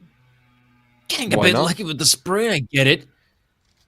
But now it's going to come down to more than just luck. Oh. Skill will matter most. Zyphon, good flash, and that's intel being gathered, which means Cabby can just keep on spraying through that smoke. In fact, that wasn't even necessary. That was the time when the smoke faded just in the nick of time.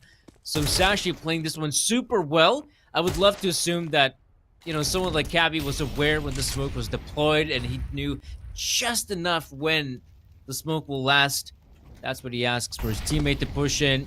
They're so hyper-focused on short, then Cabby swoops in, and that round is theirs to take, of course. A few casualties, but a win is a win, and Sashi will be more than happy to take it. All right.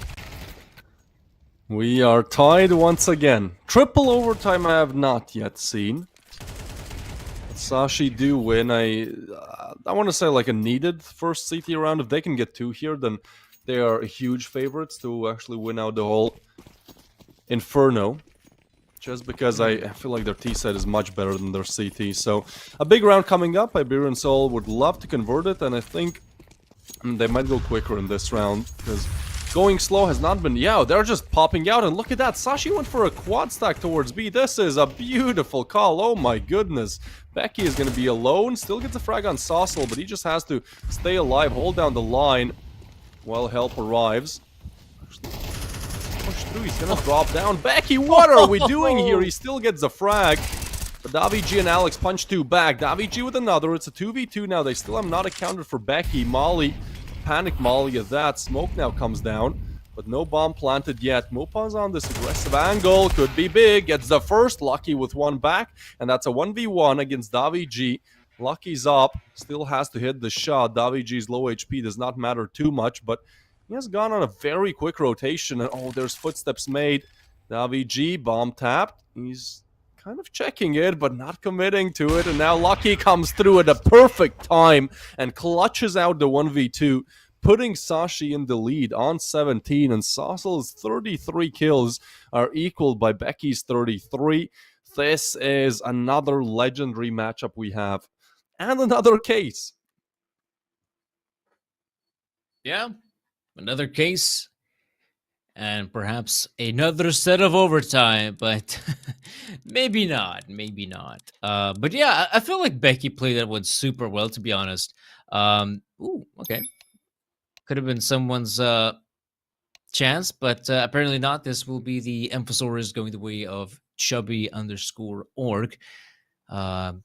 Not sure if that's a appropriate title for an esports organization, but hey, there have been worse ones, I feel like. some questionable sponsors, main title sponsors as well. So, yeah, it could be a lot worse. Yeah, the fact that like Sashi still win this round, right? I remember how it started. A single defender on the site, you have everything you would need, and they don't even get the bomb plan down. That's the crazy part, right? So certainly underwhelming on the side of Iberian Soul. And again, I feel like they have been the team that's choking more, but they're also the team that has been just demolishing more in some of these rounds. Sashi are just always there, always an issue lingering around. And now they are the favorites for one of the rare times in this matchup. They have a round advantage. If they get two more, that's it. That's the game. So, a crucial round coming up, as every single one in this double overtime. Sashi very slow. They have a completely different approach to Inferno, and that is simply to wait it out, let the CTs push up, let the CTs waste and use their utility, and then well, you're fighting a tired beast at that point. I haven't really seen this one though. Banana control being taken with relative ease. It felt like it was constantly contested. This time, though, Dodo, yeah, that one flash is more than enough to get him out of position, as he is very much aware how precarious it is to play at car. So, Zyphon making the jump, making sure Banana is clear without any of the CT presence, whereas the same is being done also in brackets. This is where Becky and Cappy showing off some presence, keeping the CTs on their toes without really committing anywhere just yet.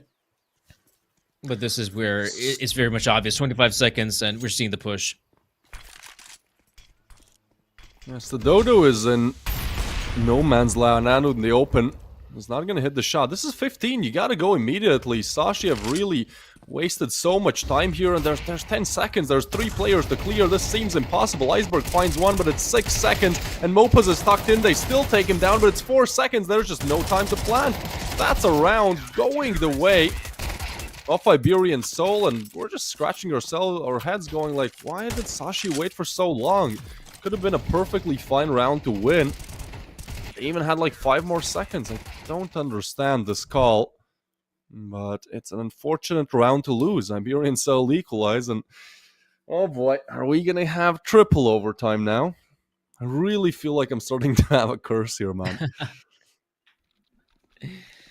It's the playoff curse. That's what I'll call it, because it's happening in the playoffs. It's happening against some decent opposition as well.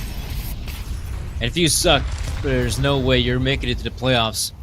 Ooh, this is a very different approach to what we saw earlier. Banana being contested mega early on.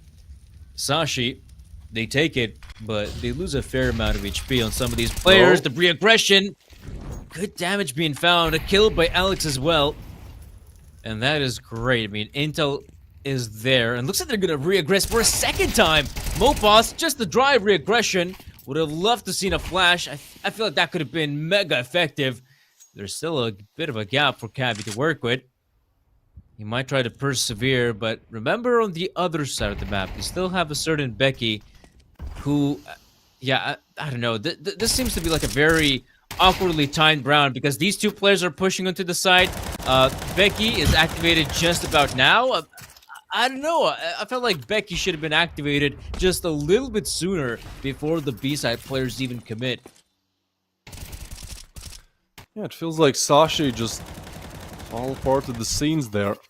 I'm not sure what went wrong, but that's like 2 rounds now in a row where, I don't know, just big mistakes being made, and it's not what you expect. When you've pushed this game, you yourselves have pushed this to double overtime, working back from a disadvantage twice.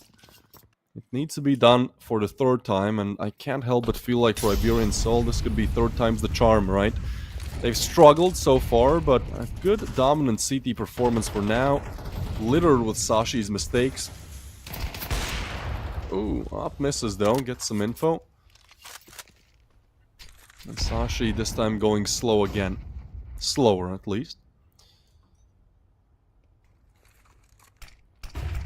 It's also on the back of them losing a few of these rounds. You can see that their economy is not looking that great. And yes, the Dodo with the early big frag. Oh man, this crossfire is lethal. Alex will swing, get himself 2 big frags.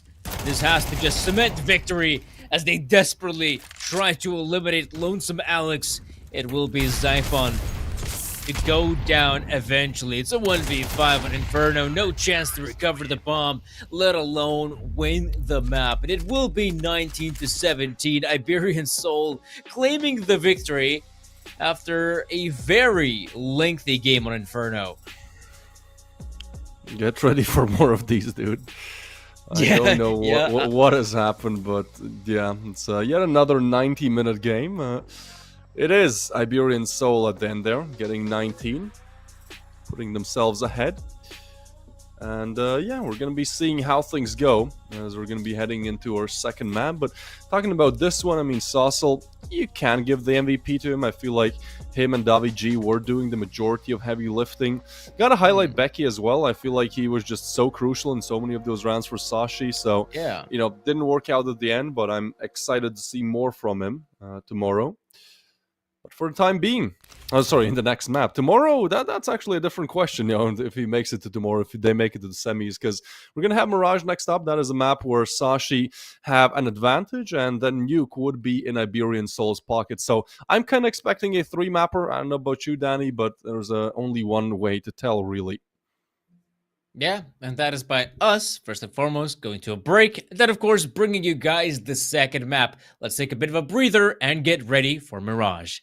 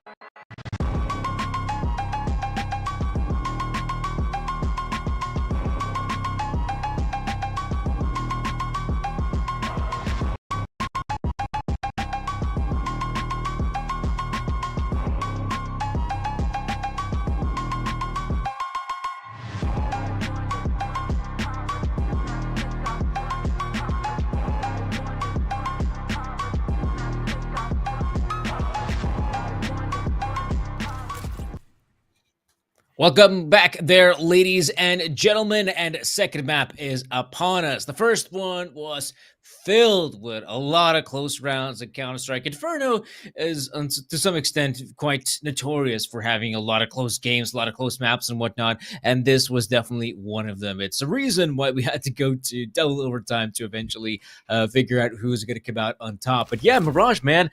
Mirage, I feel like to some extent is a similar beast in the sense that I feel they could perform pretty damn well on both sides, the CD side, the T side. And I also feel like, despite Sashi having a pretty good track record on the map, and despite Iberian Soul basically losing to anyone you can think of on this map, I would once again expect a pretty close game between these two teams. That seems to be the case for every single playoff match that I've casted. Might be a little bit biased. Okay. Might be a little bit biased, Okay. but yeah, I think honestly, I'd love a fast Mirage just to go to Nuke. I think Nuke would be very cool to watch as a finisher, but we'll see about that fast. Certainly nothing seemed fast on Inferno, and we're heading into Mirage with stakes as high as they are. There's a very realistic world where Iberian Soul just win 2-0 as well.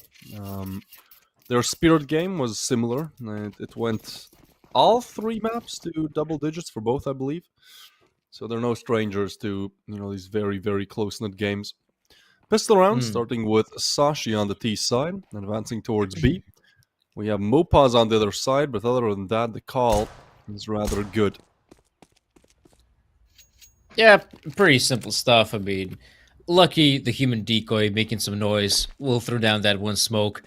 Will it deter any of the players? No, in fact, you can see Social has already taken control of Palace. They're probably very much aware of what's going on, and I feel like maybe it could have been coordinated just a little bit better between the Sashi players, but they do have control of side once they eliminate Mopaz. The rotates are pretty damn quick, however. That's something that might catch the players off guard. And now it's a 3v2, still dueling on the side.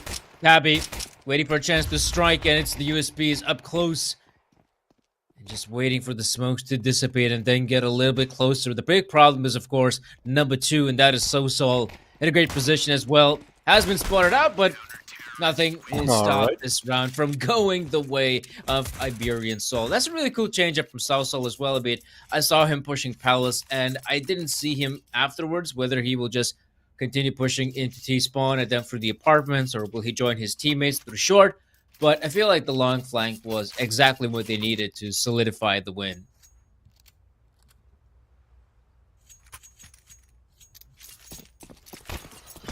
Yeah, that's a very solid first round. And if you're Iberian Soul, like, you know that this is not your best map, right? So probably the rifle rounds not being as fleshed out. You would love to convert Yeah. all of these pistols and anti-ecos, and well, this one already seems to be in their pocket, especially with that nade. Sashi don't get a plant, so they just choose to invest $0, I believe, in this round. Oh no, we have a P250 on Iceberg. Let's see if that changes things. Actually, check this out. And they're going for the plant. That's the idea. I'm waiting that maybe somebody pushes B apps first, but as there's no attack, well, they're actually getting smoked off. So, yeah, poor man's timeout for sure. But look at the dodo. Oh, no way he goes no way he goes under, dude. Oh no! Yeah, he could have got him. Oh, okay, okay. But they he's know getting because back literally up. every single angle of the map is cleared, apart from Palace, and now they spot them as well. Saucel, though, let's keep an eye on the A side, right? B side is understandable, but yeah, Saucel does not leave his post, and so no plant allowed either. Yeah, this was a great example of, the dodo calling it B. Everyone's making the rotate. Then they realize, hold up. Where is the bomb? Ah, yep. Then they know, okay, he's just gonna pop out of Palace, isn't he? And that is exactly what we saw. And now the 2-0 start for Iberian Soul. All right, this is exactly what they needed. A good start as early as possible, but now we'll see the bit plays coming through. Oh, that is... Oh, yes, the dodo was thinking, yeah, the smoke's gonna pop. I'm gonna be safe and sound, but anything but. And now Davij trying to go for these engagements, and this is Sashi getting a stellar start on Mirage's gun round. A 5v3. They can practically do whatever they want. They are very much aware that the sides have been split. They probably have just one defender each. And this is gotta be their round to take. Love the fact as well they're still sticking around here in middle, hoping to catch at least one of these defenders to either gather information or try to swing for a frag. And Sashi, despite them having a massive lead, they're still playing it safe.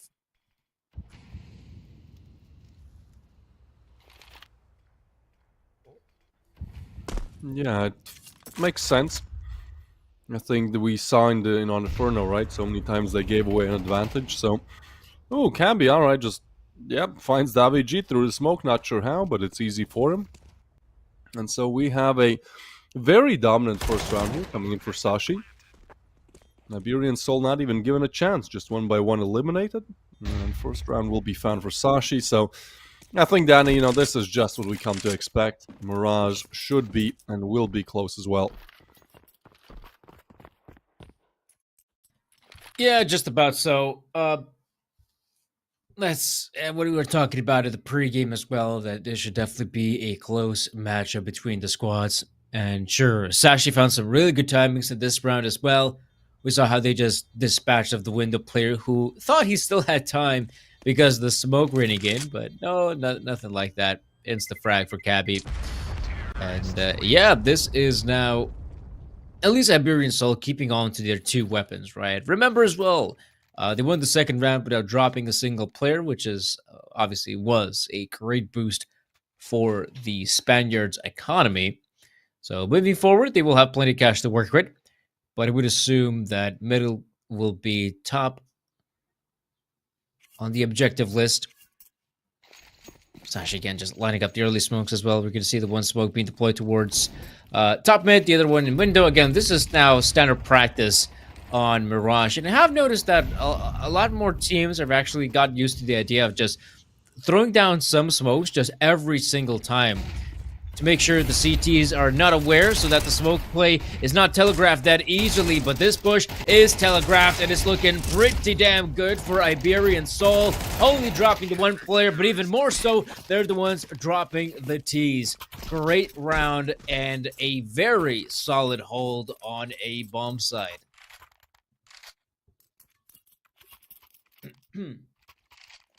Oh yeah, we've seen Iberian Soul's CT side. I'd say so far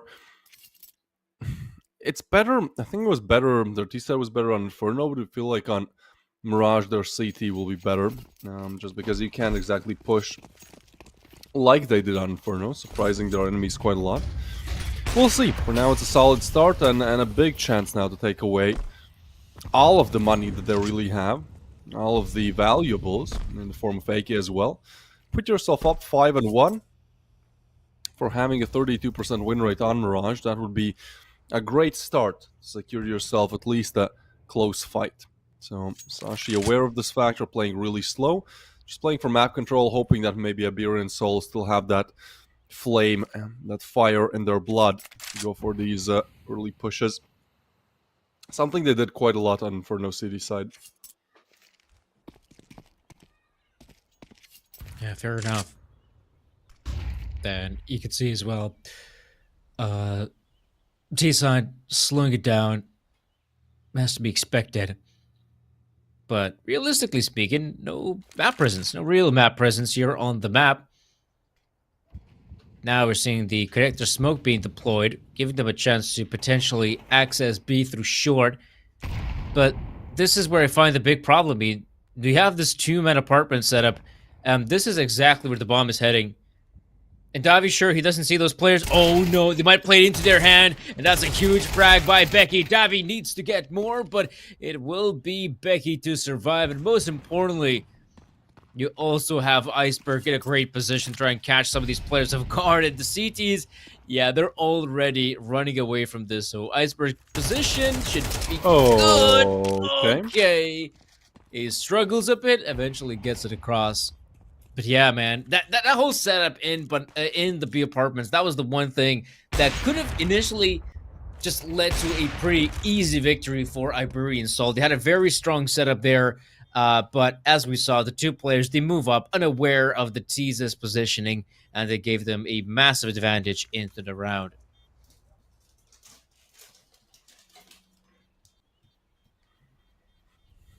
Yeah, struggling maybe a little bit on the aim there, but ultimately this will be an attempt at the save. Bad miss from Stadodo. He loses the AVP. Sashi win a big round to keep the playing field almost equal. It's a bit of a weird situation here, as you said. The way how they open up apps.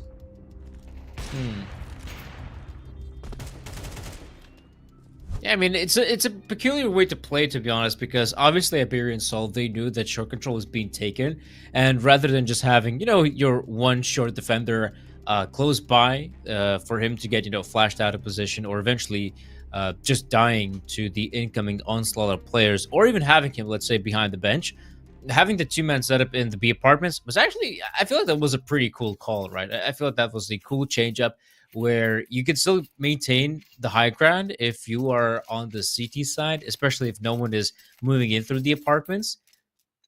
But yeah, the setup doesn't really work out. And the sad part is as well, you probably won't see them try it ever again, because now the T's can expect something like that, so they'll have to try and cook up something different. And something different they shall have, because it's a mid play coming out from Alex. He's moving in swiftly. Right behind that smoke is a certain Xiphon, but Alex loses the fight, and Stadodo, he's just nowhere nearby to help him out.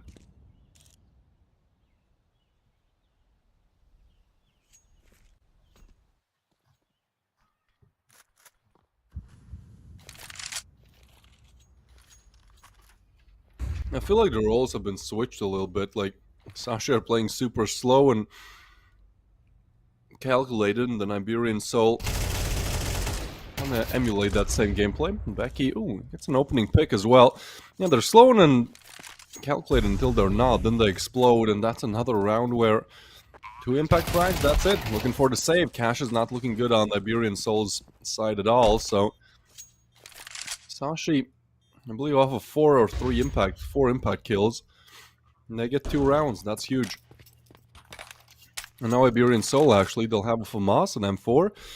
I guess Mopus and Alex force like MP9s or something, but they've really been hit hard in terms of their economy.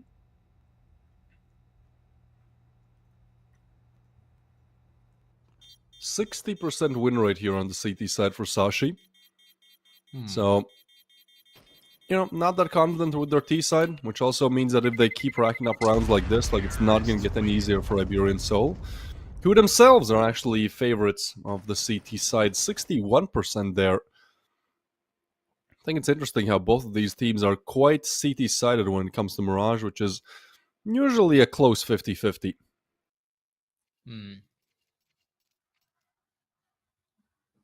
Yeah. And I feel like the CT side can be, how well you can actually hold on middle. This is one crucial part of the map, and sometimes it feels like kind of like Inferno in that sense that you're not necessarily out cold by your opponent as much as how sometimes they might just get a bit luckier than you. In this case, though, prime example of just, having the one player on B side in the form of Stadodo. He's also the Opera, so he might try to get another shot in, then should try to back away because he becomes a liability, or he could keep on fragging out of his mind, and now he's got Davy G to back him up. Stadodo with another big frag, and this has to cement the victory for the CT side. Stadodo, there's nowhere to run or hide if you're in his crosshair. Enough is enough. Stadodo takes matters into his own hands. Does what needed to be done. It's how you can maneuver around these B-side pillars. That makes it very viable for an Opera, and that's if they don't swing you together. And Sashi kind of dropped the ball on that one. And they kept going for these individual refrags, and that was exactly what Stadodo was hoping for. Window smoke comes in, an early shot off, but nothing converted. Sashi looking to take mid control and have a hefty attack towards B as well.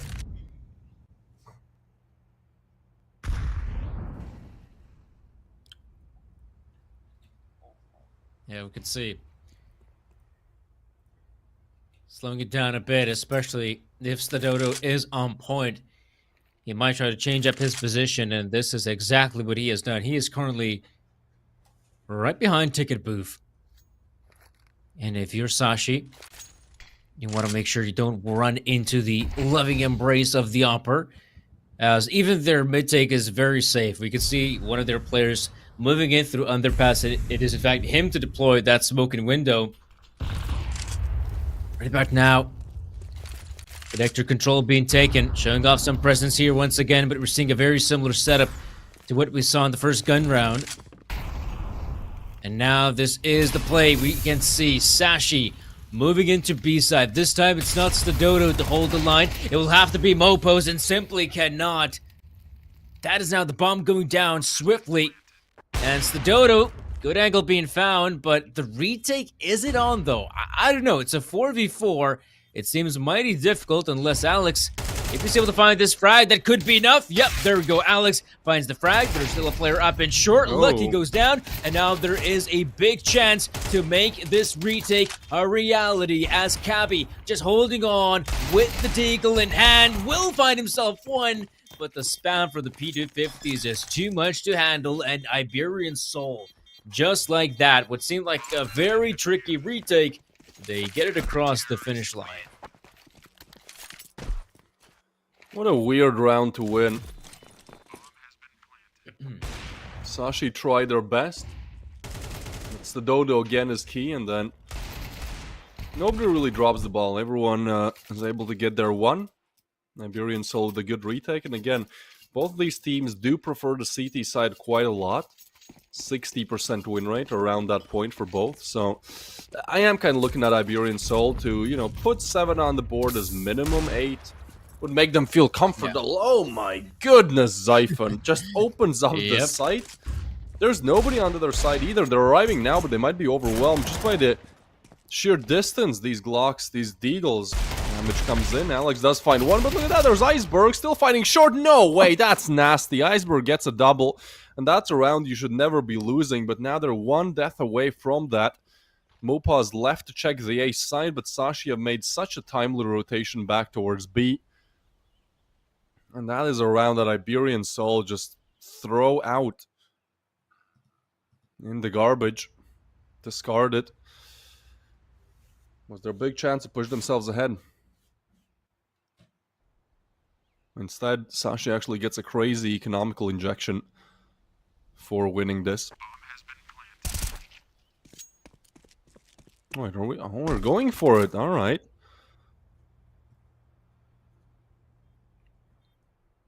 I mean, there is time. Players are low, but this position from Iceberg is too strong. Very pesky angle, and Mopaz actually peeks right into it. Giving Sashi the fourth, giving them 3 rifles, 2 rifles retrieved, I believe, and then extra cash for planting. They were saving. They were on a low buy to begin with, so yeah, probably one of the worst rounds you could lose here if you're Iberian Soul. Dare I say it's a soul-crushing round to lose, because pistols, basically an eco. That is a round you were supposed to take with relative ease if you're Iberian Soul, and we saw how quickly those players just managed to overwhelm the side. I mean, it's not like Sashi were aware of the potential of victory. I mean, someone just dropped the bomb back at T-spawn, and they had to recover it for the eventual bomb plant. But yeah, that is a big round to lose if you're the CT side, especially if you're Iberian Soul. You want to try to rack up as many of these CT rounds as possible.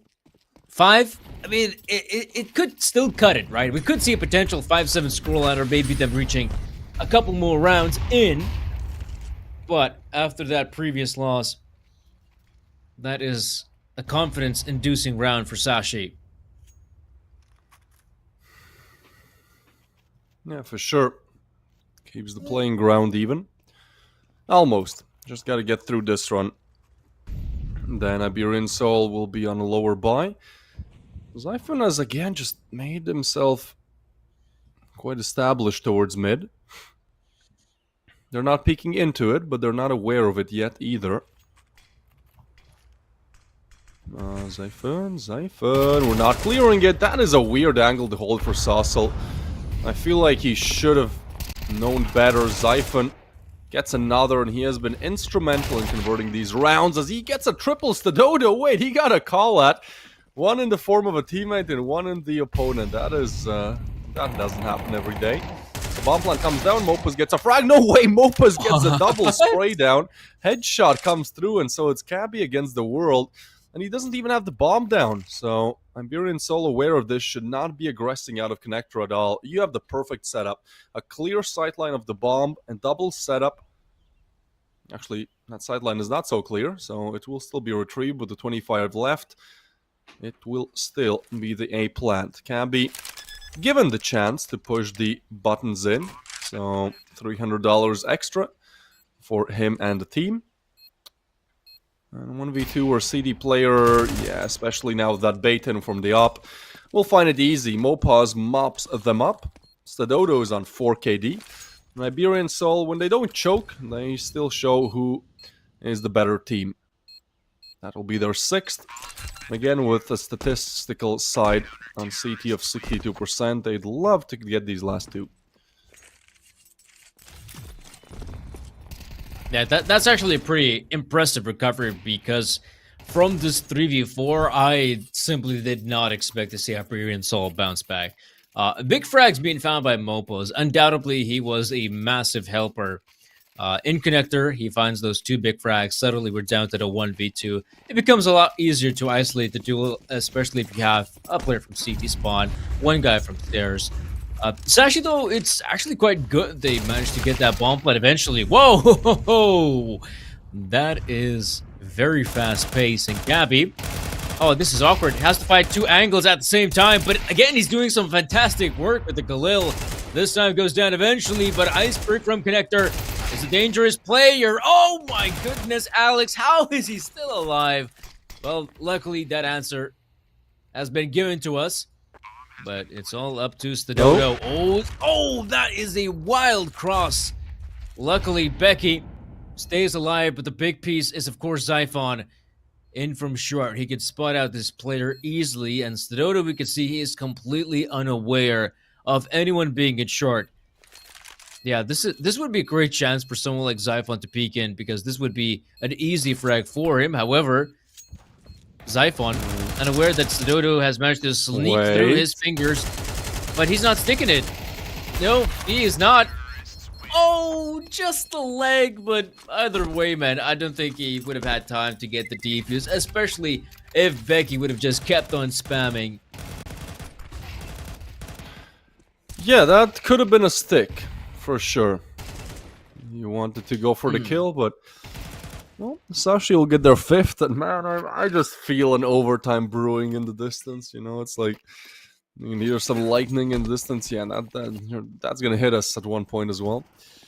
5 to 6, so very close in this first half. Stadodo will go for some good aggression towards middle. Trying to switch things up. Iberian Soul are tired of being on the receiving end of Sashi attacks. Mopaz, they're clearing it. They're clearing it with a no way. Dude, they cleared it and he still can't get the kill. And they're just going. They've left. They've evacuated. Mopaz is an apps. That is one of the weirdest setups I've seen. Alex will get one, but only one, and that's a B-bomb side open. As Iceberg takes down Alex. 3v4, and sure, they know about Mopaz. Surely they take him down. They do. And now pushing through the smokes. The Dodo will get one. Saucel somehow catches the headshot, but yeah, it's just the Dodo, but he can still do it. Turns it into a 1v1, looking for the last close, but no cigar. Wow. That will be 6 to 6, and that is one of the most chaotic rounds we've seen in this best of 3 so far. Man, that was just an absolute crazy round. Like that is a round you are not supposed to win if you're a Iberian Soul. I mean, but man, oh man, did they make it close? Very close indeed. But eventually, yeah, 6 to 6 is, I feel like at the end of the day, an okay scoreline for Iberian Soul. But obviously, if they would not have lost, a pistol round here and there, then against the pistols, shall I say, maybe that would have been just a tad bit better. But it will be an up duality going the way of Ellipsis. So congrats there, my man. You got a skin. And if also you want to participate in the giveaway, well, all you got to do is just watch our stream, get some of those important channel points, and then you can use the channel points to open up El Queso. Or in this case, participate in the giveaway. So keep on watching the stream. Watch out if there are any polls, because you can also place your channel points that way and get more of them. Accumulate more channel points, and then it's kind of like, in the cookie clicker game, right? You click away a cookie, then you have someone else clicking away the cookie, then you get more people to click away cookies, then you become Big Cookie. And once you become Big Cookie, then, it's just the snowball effect. Then you start going to other planets for cookies. And eventually, you even usurp Cookie Clicker itself. You buy its code to make more cookies. So, yeah. More channel points your way if you keep on staying on the stream. Don't sell those Cookie Clicker multiverse rights away. Sounds really exciting. Obviously, the idea is it's already been taken, right? It's not mine. Oh, whoa. Okay, Whoa. big All frags right. being found. Massive openers. Lucky. Oh, yeah. All right. He saves the day. Eventually saves the That's a day. round. Big round. That's a round. Yeah. I'd love to see the replay, especially if it's Lucky missing his shots. Which, by the way, Lucky has him doing that hot. He might have actually ended the half with just one frag. Is that a possibility, chat? I think that could have been the case. I did not keep a close eye on the kill feed.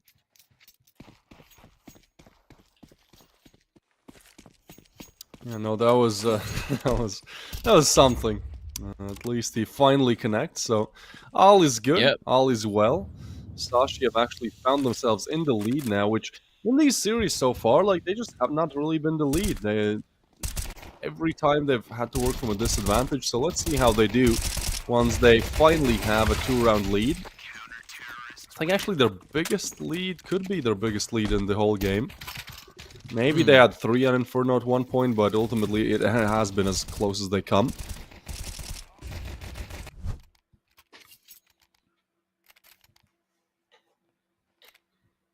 So rifles will be out for Iberian Soul.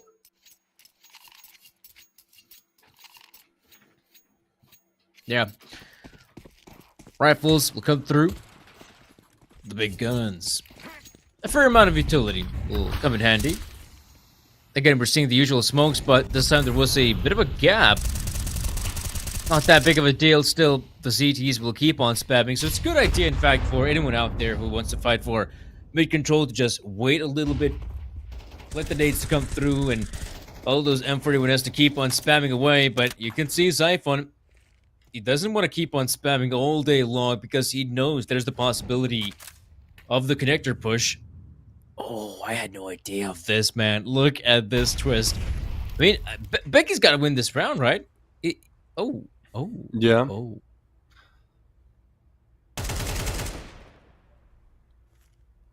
That is bomb confirmed at least. But there's a minute left. So Sashi pretty much just get one player less. So it does make it a little bit more challenging to convert. Jumping back, alright. Cabby just does not want to investigate. Instead, he wants to relocate back towards ladder, where, oh, the timing is horrible. And he gets taken down by Alex. That's a 2-player advantage. Iberian Soul looking to execute towards B. Iceberg actually knows about this, so there's going to be a 3-player stack still. Davi G makes a lot of noise. And I think we're going back to A, because they just heard that Iceberg rotation. So that is certainly the round developing as time goes on. Plan secured for Iberian Soul, and Sashi, I think, just looking to save. Not much they can do. Yeah, that seems to be black about right. bars, man. I just noticed. I've never understood the people who play back black bars. There we go. It's just like you're giving up real estate for no reason, in my opinion. At least stretch. Like I play stretch, that makes sense to me. Yeah, I mean, I personally have tried black bars. I don't know, man. If it's the optimal setup. The reason why I play with a lower resolution is because I currently don't have my proper gaming PC. I'm currently using an older rig with a GTX 970. So actually playing on like a 4x3 resolution is exactly what I need in order to actually run CS2 on I think lowest settings it's possible. So unless anyone knows how to actually tune it up to a higher graphical setting with GTX 970, let me know. But yeah, I don't know. Black bars to me, I don't know, man. I feel like as a black bars enjoyer, I just don't really like the way stretch looks. That's it. It really just comes down to it. All right. I think it's it's preference at the end of the day. I don't think I've actually tried black bars, to be honest, but when I started playing CS and pretty much instantly I started playing stretched, because I do like to wield the op myself, and maybe with rifle is not as noticeable. With the op, I do feel like it target bigger, easier. There's not much thought to it. Just like that would be more easier pixels that to you play can with. Yeah. Yeah.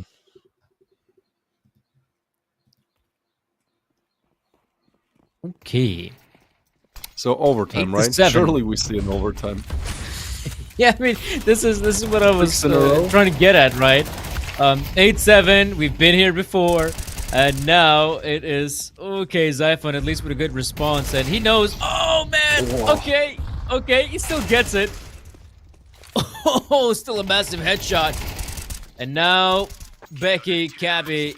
Wow, that is a round that goes absolutely the way of Sashi. But the fast-paced plays, man, that was good. I mean, it looked pretty damn good for Iberian Soul.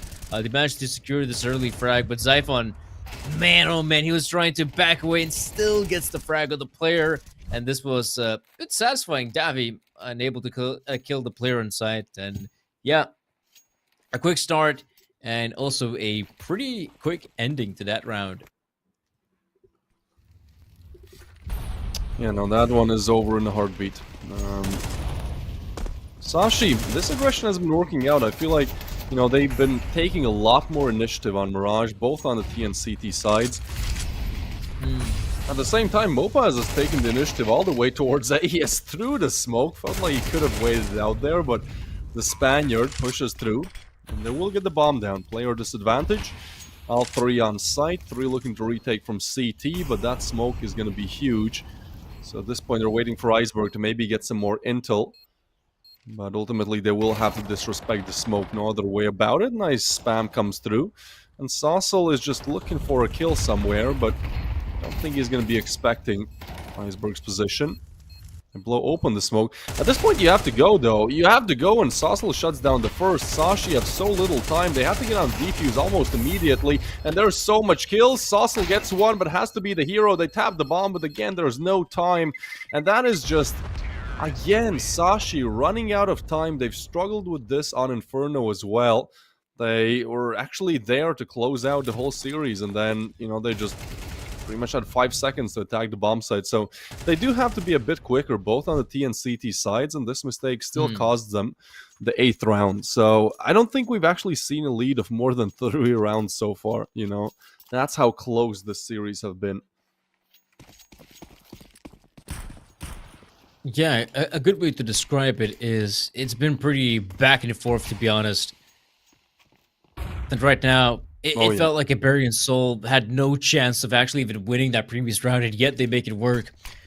Now you can see it's an awful situation for Sashi. They'd love to go for some of these engagements, but because of the weapons, some guys just simply cannot. Like Becky with the MP9, but it's a good chance for Sashi to try and get that bomb planted. Lucky. Trying to go for spam. Dish out the damage. The big question is how quickly can actually Xiphon move in with the flank. He's going to be mega important, but, you know, he's taking his sweet time. And the problem is they also don't have a kit by their side, so they need to be mega quick about it. Luckily, now it's Becky chiming in with a frag. Sosol waiting for a chance to strike. It's a full 10-second defuse, which should favor the T side, but they are sticking it, and no one's actually going for the spam. No way. Oh, that is a horrible way to lose the round. Where was Mopaz this entire round, by the way? Yeah, I don't know what's happening anymore. I mean, those are 2 bad rounds in a row coming in respectively from each side. Tac pause now for Sashi. They want to actually rub it in, I feel like, right? There's not too much you're going to talk about here. Just Iberian Soul, you want them to just saute in it. How they've just lost that round. It's inexplicable. 10-second defuse, there was no kit. There was very little chance to convert given the buy. Well, good stuff. Waiting time is over.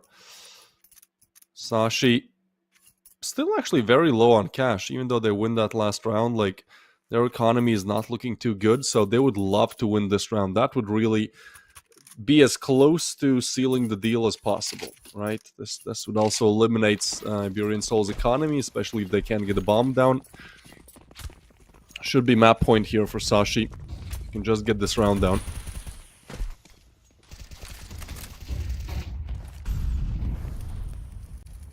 Yeah, Sashi now in a great position, in a prime position to close it out on the second map. You know, get it across, and then we'll move on to the third. Obviously, their economy is also in a pretty weak state. Materially, they're doing pretty bad, but I'm sure their minds are in a pretty okay place. And yeah, this is where Iberian Soul even consider playing it safe, as they're expecting the CTs to aggress, but we're absolutely just seeing none of it right now. I say that, but look at Xiphon go. He's going to go for the peak and underpass. Luckily, pardon me, from connector to top mid, and luckily the underpass players just weren't quick enough to challenge him. And the second player that might be challenged is in fact Cabby. He is very close to short. And no one's really checking him, which is a big mistake. Now it's the Dodo comes in with the AWP. I'm sure Iberian Soul did not expect an opt-out on the T side. And now we can see Mopos. Oh no, that's a team kill. Bomb being dropped as well as the Dodo trying to get up close with the AWP. And Soul just tapping away with the Deagle. Tag, but no kill. 11-8.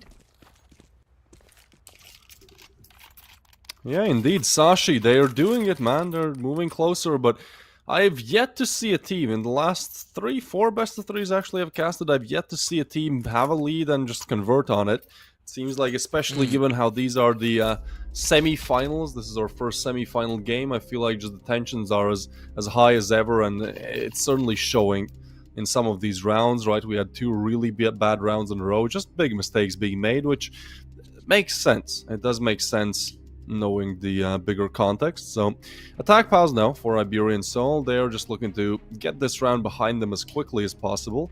So they'll pretty much have, well, these 30 seconds, then the 20-second wait time, and then, you know, as we like to call it, poor man's timeout as well, if they don't want to just go and push. So certainly time is there to figure out how to make this comeback happen, but it does look like it will be coming from a place of 8-12. Although, just to play devil's advocate a little bit, we did see, I believe, 2-3 crucial rounds on Inferno being converted to just attack 9s. So I'm not saying there's not a chance, but it has to be an amazing performance from Iberian Soul to make it happen.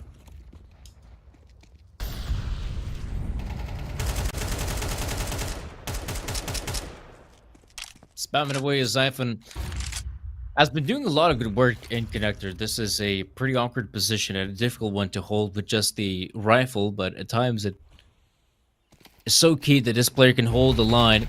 Xiphon giving out useful intel, trying to back away, still getting a frag on 1. Oh no, not the pistols. Cabby set the record straight.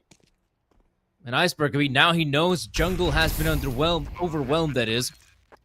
Bomb plan is looking good. Lucky with some impeccable timing on 1. 2v3. Lucky trying to spot out the next player. Yep, he has been spotted that he has made his way in ramp, and Stadodo could potentially move up Palace. Looks like that is exactly what he's trying to accomplish. And Davi G now waiting for someone to move in. That will be Iceberg trying to go for the defuse. Oh, the angle just right on the guy. Lucky will try to tap it away, but now the Dodo is there to get a frag, and Cabby, sorry my friend, but this round, it's not yours to take. It will be Iberian Soul with a massive victory. Holy heck. I believe, man. For a second I believed we will not be seeing overtime, but I guess the curse, the blessing, whatever you want to call it, just the closest playoff games we've seen yet are still on. Iberian Soul convert a huge round with just the Tech 9s, keep themselves in the game instead of Sashi being on map point. They're actually the ones now being an economical ruin. It's a single hero M4 on Cabby, but apart from it, Iberian Soul are looking to put the double digits on the board. 10 is the number they need. And, alright. I think that's a good use of the M4, boosting it up towards short. It's actually quite close to where the attack is going to go through.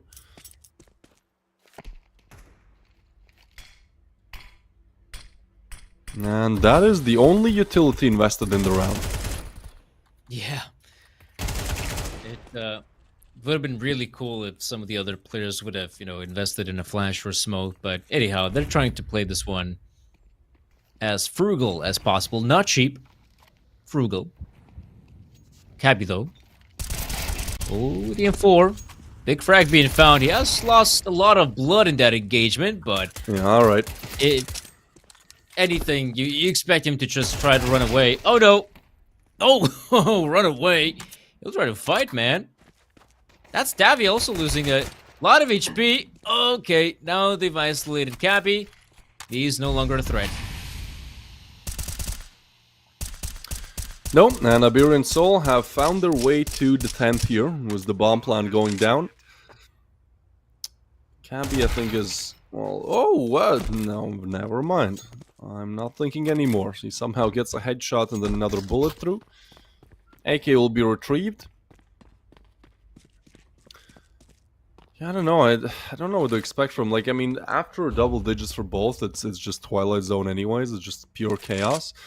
But it's very hard Yeah. to make any type of prediction here, right? Because the same happened on Inferno. We had some crazy comebacks, heading all the way, spanning all the way into the double overtimes of things. So we'll see how this one goes. It still feels like Sashi have this. Iberian Soul are trying to make a case for the 2-0 here. Sashi is on a, I believe, 4 best of 3 loss streak as well. So certainly not the best results recently. But they did fight all the way through the playoff stage. Through this group Yeah. stage, excuse me. It was actually their last win against Rush B.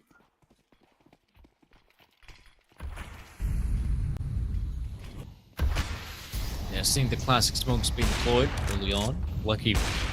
Hoping to get some good timing, but this time it will not be the case. It's actually quite cool to see that he has found more impact onto this second half, has been way more impactful than on the first.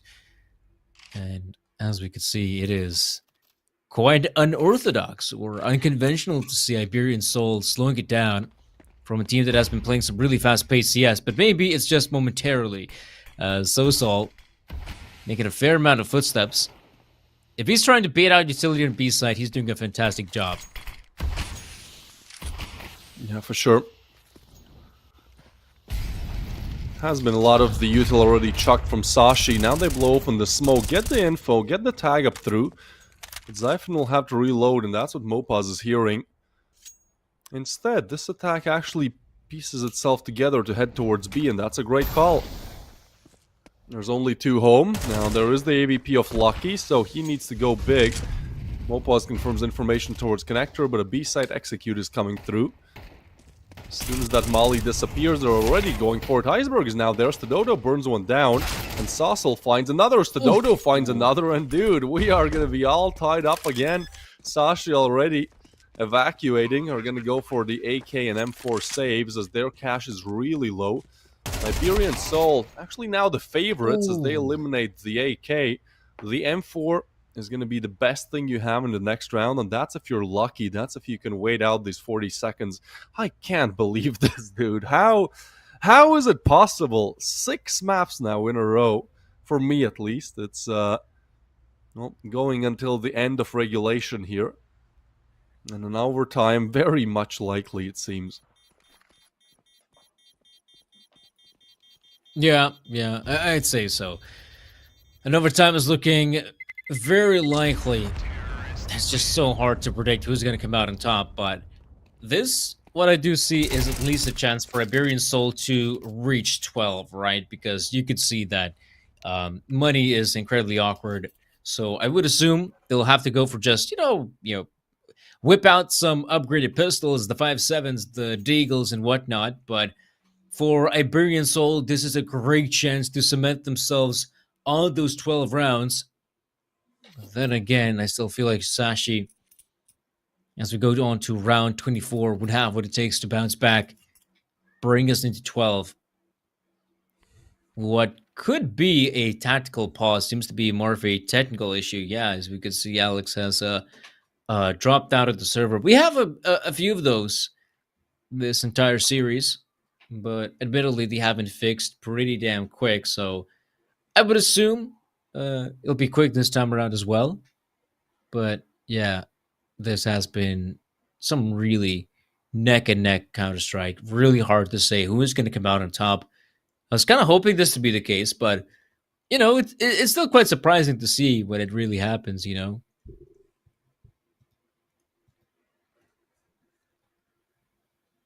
Yeah, we've had these always in the overtimes, always when the affairs are the closest. That's when we have these tech pauses. Seems like these players' PCs are also not handling stress well. Yeah, I don't even know. I don't even want to call this round, man. Like that's how crazy it is. Because I called it being a 12-8 when Sashi were up against four Tech Nines and a Glock, and we all know how that one went. So, I mean, chokes like that, we've seen it from Iberian Soul's side as well. But still, they are with a slight edge here, with a slight advantage to just close it out, 2-0 style.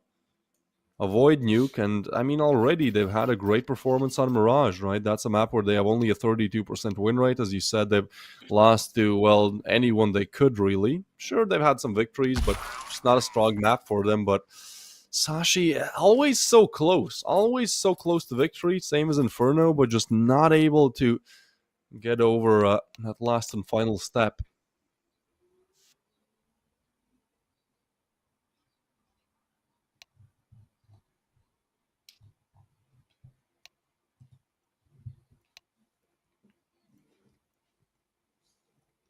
And what a step it would be. We're in the quarterfinals, and Iberian Soul just a couple of rounds away from achieving semi-final spot. A team without an organization that has still been battling through thick and thin in World Counter-Strike, and admittedly, for them, these past couple months have been pretty damn difficult. So to get a big win like that, even to achieve top 4, that already would be a boost in confidence, and maybe for some organizations to consider them as a potential pickup. Of course, though, it is Iberian Soul who are notorious for the fast plays, so that they consider to hit the B bomb side with this pace is not surprising. Admittedly, a bit of a ballsy move, because you could always expect a stack on B side, especially when your opponent is struggling in terms of cash. But for Iberian Soul, they make it quick and simple, and those 12 rounds are just 20 seconds away. Yeah, they don't run into the stack. I think actually that was the best course of action. Just knowing the Spaniards, I think it's better for them to just not think about it too much in rounds like this. We've seen multiple teams kind of just think themselves out of victories against the lower buys. Most notoriously, Sashi just running out of time on Inferno.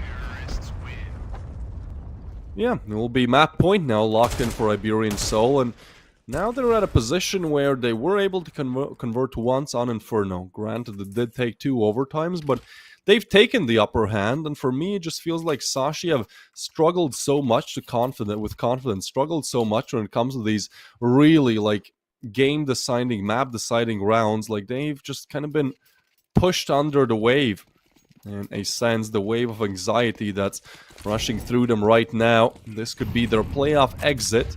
They fought hard all the way through group stage, and then, well, it will be a bit underwhelming, especially with how close that both maps have been. The peek out and Lucky misses. No way that Mopa still wants to fight it. That will be Lucky given a huge chance to get themselves back in the round, and so we're now 1 kill closer to going to overtime again.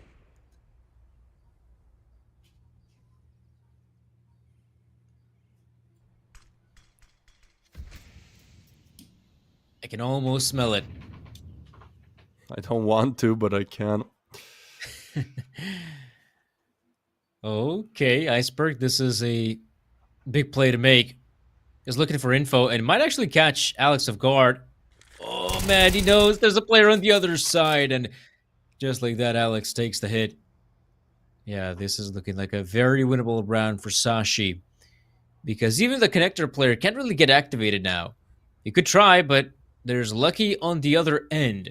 So if you just throw down a smoke or anything similar, that would be big. However, the short player isn't really aiming at connector, which gives a chance for Davi G to move in, maybe snatch someone. But this is really bad. The bomb carrier is moving through ramp, and he's out.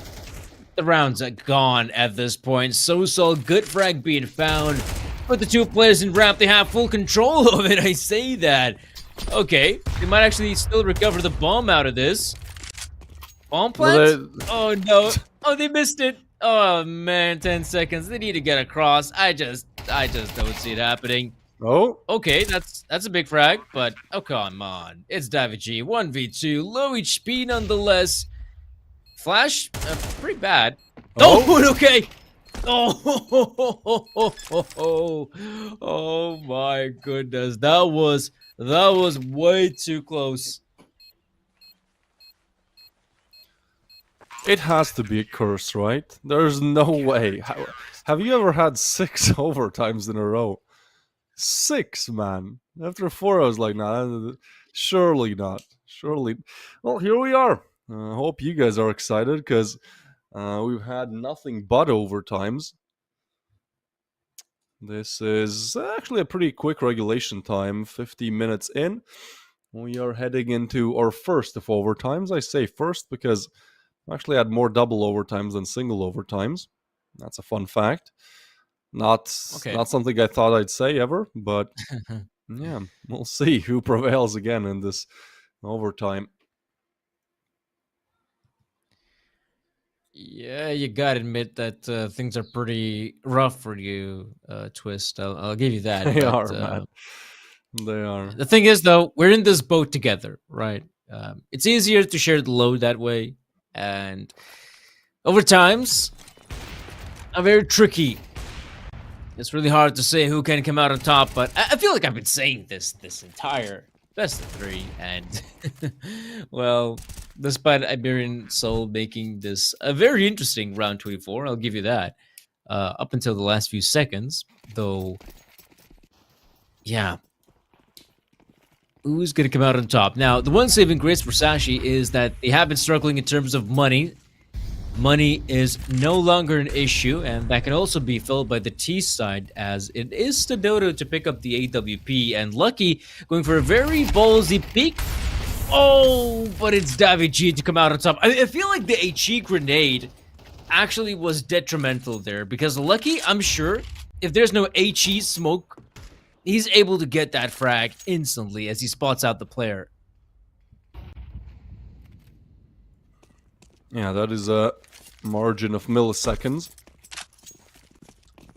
Iberian Soul, every time they've gotten the opening pick, they've almost always won the round. And every time they've lost it, they've lost the round. So they're very conventional, very conservative in that sense, you'd say, following the stat line nicely. And looks like they're setting up for an A executor. Becky is there, but I mean, Zyphon will have to help him out quite in a big way. Actually, they already know it's going to be the A hit, and there's a fast backstab as well, but it still means the A side players have to stay strong. Under Palace, Davi G gets a frag, and so Zyphon now pushed off the angle as well. Bomb should be planted, but there's a very quick backstab coming in from Iceberg. He should be getting one for free here. Depends if he wants to play Trigger Patience. Could be two. No, it's the first, but not ready for the ops. The Dodo hits it. And now a 2v4. Make that just one. Iberian Soul still have the upper hand heading into the first overtime.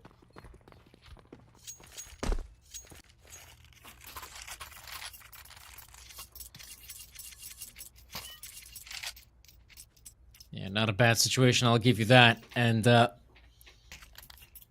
yeah, 12 to 13.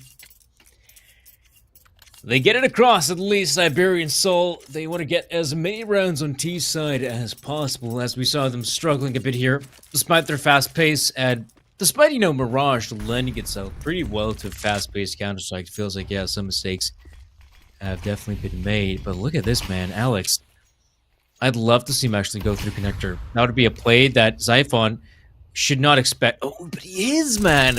He's aware of it. Oh, no! He's missing the shots, but luckily, it's Cavi to double up. Iceberg comes in huge with the double piece. And now Stododo luckily has the bomb on his shoulder, so he can instantly back away from this gunfight. No need to re-engage, but he might actually get caught off guard here. As we can see, the two players moving up top mid. Stododo, oh, does he have the awareness to check? No, he does not, but... Wait, they didn't see him. They hear him now. Oh, but, yes, they I mean, do. he'll have the timing to get on site, but, yeah, the rotations will be there very quickly. So, Plant coming in, he's not faking it out either, but two CT players moving in with great speed, and they know exactly where he is. First one spotted, good jump spot. Oh, not ready for the second. Lucky will take him down. And, again, man, we are all equal. 13 to 13 this time. Yeah, I feel like the dink was pretty huge, right? The dink comes in and he basically goes down pretty damn quick. And yeah, as we can see, things have been looking. I feel like at the start, I like the play, like the aggressive moves coming through. Obviously, they did not expect to see Cabby, and this is just a bit awkward that they weren't able to properly clear out the player close by Palace. And yeah, 13 to 13, as even as it possibly can be, but someone will have to take the lead after the end of this first half. And as we can see, we might see some early action happening in middle, this time being prompted by the CTs themselves, as they have a couple players close by window. Cabby even trying to aim from short. Lucky trying to get up close, gets a big frag, and damage inflicted, sure, but the T's, you could say, have a slight favor just because they have presence. And actually, one change-up I'd love to see is in a round like this, maybe we could see a window boost. I feel like that'd be a really cool change-up. Oh. Molly, not good. Alex goes down. Oh, pardon me, it's Siphon to go down. Look at Becky, though. The same position is what got us overtime, man. And that time was Alex, so I'm not really sure he communicated that they like to do this. Becky actually draws back. This comes down to timing who peeks first, but it's certainly an off angle. And it's again Alex, man. If he gets punished for this again, we'll be a little bit tilting. That's the kill. Becky stands tall for 2, and again, they've lost the bomb. It's the same play that works out for Sashi. Mopaz overlooks this, and Iceberg will take him down. Sashi, again, have a round advantage.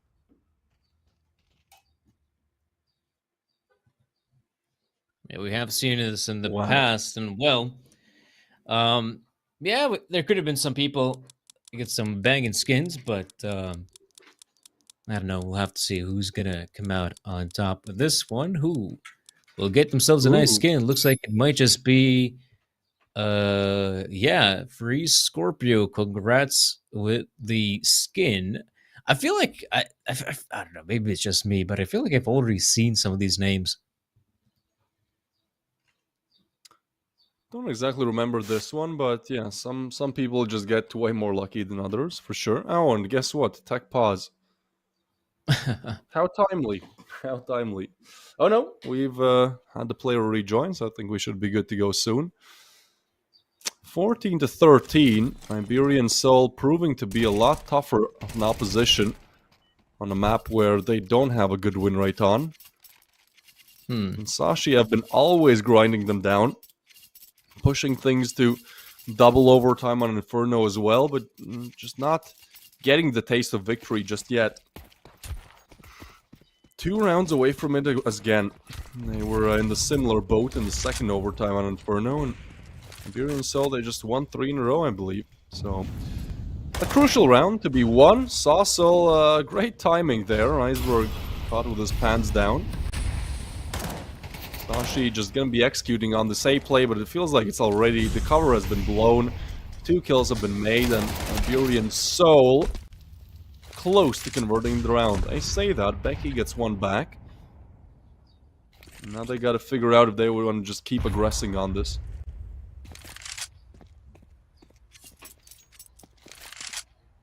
Yeah, you gotta wonder, man. You could see that. Oh, this is a good positioning from the CT side, and they're not going to keep on pushing forward. Sure, one of the ops has done a good enough job. Like the change-up, though, because by having a player like Alex to push up forward, he'll have plenty of map control and might actually spot out a few of these players. The question is, can he actually find some good timing? Okay, this is great. I mean, the off angle, what are the odds? Becky expects it. No chance in the world. And sure, Alex goes down, but the rotates will be happening pretty damn quickly. The other thing I'm pretty scared of is the double op setup and retake. Oh, there we go. First off, missing the shot. Lucky, close, and gets the frag on Davi. And now it's all up to the ops. They seem to be aware of how low that player is, so maybe, yeah, this is the time you whip out the pistols. Lucky, he is running out of bullets as well, and time is of the essence. 10 seconds. Oh, what?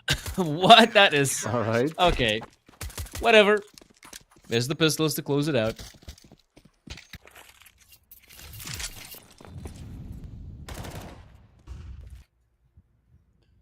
Well, we're tied once again.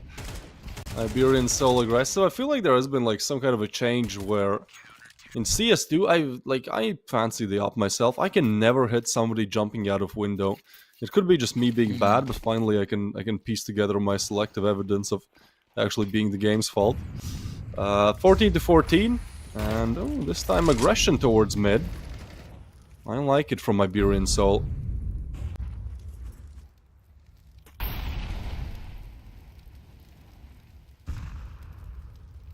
Yeah. A peculiar situation we're in, as now as the CT is being aggressive, but smoke has faded. Luckily, Alex has just enough time to back away, but this does not mean that Zyphon has in any way abandoned his post. In fact, I still feel like the T side would love to re-aggress in middle to at least have someone close by connector. The CTs have basically set up just to try and counter anyone moving in from underpass, whereas the A side defense now, when it comes to holding on to ramp and palace, they don't seem to have players holding on to those positions that well. I mean, you have Davi G, and he's basically responsible for both palace as well as ramp. Yeah, no, this call is pretty good. I think Iberian Soul will be playing Retake Simulator here unless Davi G together with Saucel can just get those early frags, and Saucel is completely isolated, so smoke will be blown open. That's actually great. Dodo gets a pick, and that gives Saucel the chance to activate. That's a kill too. They were not expecting it there. Saucel goes on a tear and sprays down all three, leaving just Cabby left in a 1v5 clutch. Would be an insane feat to accomplish. With 20 seconds left, he'll be sprayed down, taken down, and Iberian Soul now are one round away again from converting, from putting themselves on that 2-0, from moving on to the semi-finals. Something tells me, Danny, something, I just have an inkling that this might not be it. Yeah, I mean, statistically speaking, from the last 6 maps, all 6 have been overtimes, and 4 of them have been double overtimes. One was a single overtime, and then, well, we'll see about this one. Right now, you can see it's a bit of an awkward start to the round, but of course. Well, Iceberg, at least he gets a big frag. Yeah, I mean, it works. They love it. And now this is a full-on commitment on B side. Lonesome Moppaws against so many players. The rotates are not looking that good as well. Davi is here, but that bomb plant is looking really good right now. Nate, does it do damage? It does damage, but you already have Lucky finding a frag, and I know that Twist is not happy because he's just smacking his lips that he knows that there will be another set of overtime. But so Salt, he gives you hope, but just a little bit. Hope usually ends up being the mother of fools. No, I don't see it happening. Oh, wait, yo, whoa. So getting close. Oh, he gets it. No way. Is there enough time? Please tell me there's time. I think there is. Oh! There's time. We're free. We're free, Danny. Can you imagine? It has happened. Saucel, what a legend. That's my favorite player right now. Takes us out of the realm of possibility of the double overtimes. I hope you understand, Danny, like how insane this is. Right? Normally, I wouldn't mind an over. I wouldn't mind. Look, I wouldn't mind 3 overtimes in a row, but six is just on another level. I don't think I'll get a repeat of that ever, but yeah, this will be a 2-0. Okay. The going the distance, certainly going the time lengthwise, it could have been a long best of 3, but no, Iberian Soul win it in 2, and Becky crowned the MVP, which does seem a little bit backhanded. So yeah, I mean, congratulations, but bye-bye, Sashi, and we'll welcome Iberian Soul. They continue rumbling on. I mean, they eliminated Team Spirit, and now, there we go. And now they've taken down Sashi as well, right? So certainly taking some big scalps. Next up, they will be playing against the winner of the Ents Paravision matchup. So they really have one of the most difficult, possibilities, seedings that there is to make it to the finals, but they have made it so far. And so for today, I think that will be it. Maybe you want some impact, just input about this last map. Anything to add? Yeah, I mean, admittedly, as we talked about in the pregame as well, this was supposed to be a pretty close matchup, but I just did not expect it to be as close as it ended up being. And man, it goes to show as well that Iberian Soul, they've been actually gifted, I guess you could call it, a pretty difficult bracket. I mean, first and foremost, they have to eliminate Spirit Academy. Then next up is Sashi. And again, like I feel like this point needs to be stressed. The fact that Iberian Soul, this is a team, but they're orgless. I mean, they don't have an organization. They don't have any, financial backing, as it may seem.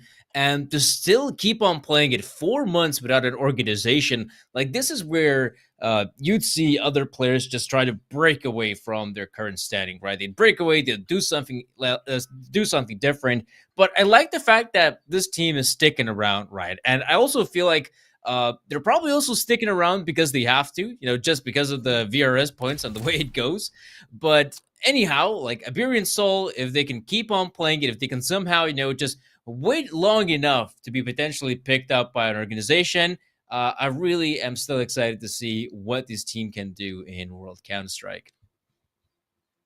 Yeah, I mean, we had Passion UA win the previous one, and that was a team that many did not expect to make it that far either. So, certainly has been the tale Yeah. of the underdogs so far in the Galaxy battle of things. But yeah, we'll see how things go. I mean, we have tomorrow 3 matchups. I'll be doing 2 of them. I believe one of them with you, Danny. As you saw the playoff bracket, this is, in my opinion, the most stacked tournament bracket so far for Galaxy Battle. But with that, Yeah. at this point 3 hours that it took for 2 maps, we will be leaving you guys excited and ready for tomorrow's quarterfinals. See you guys on the other side. Bye bye.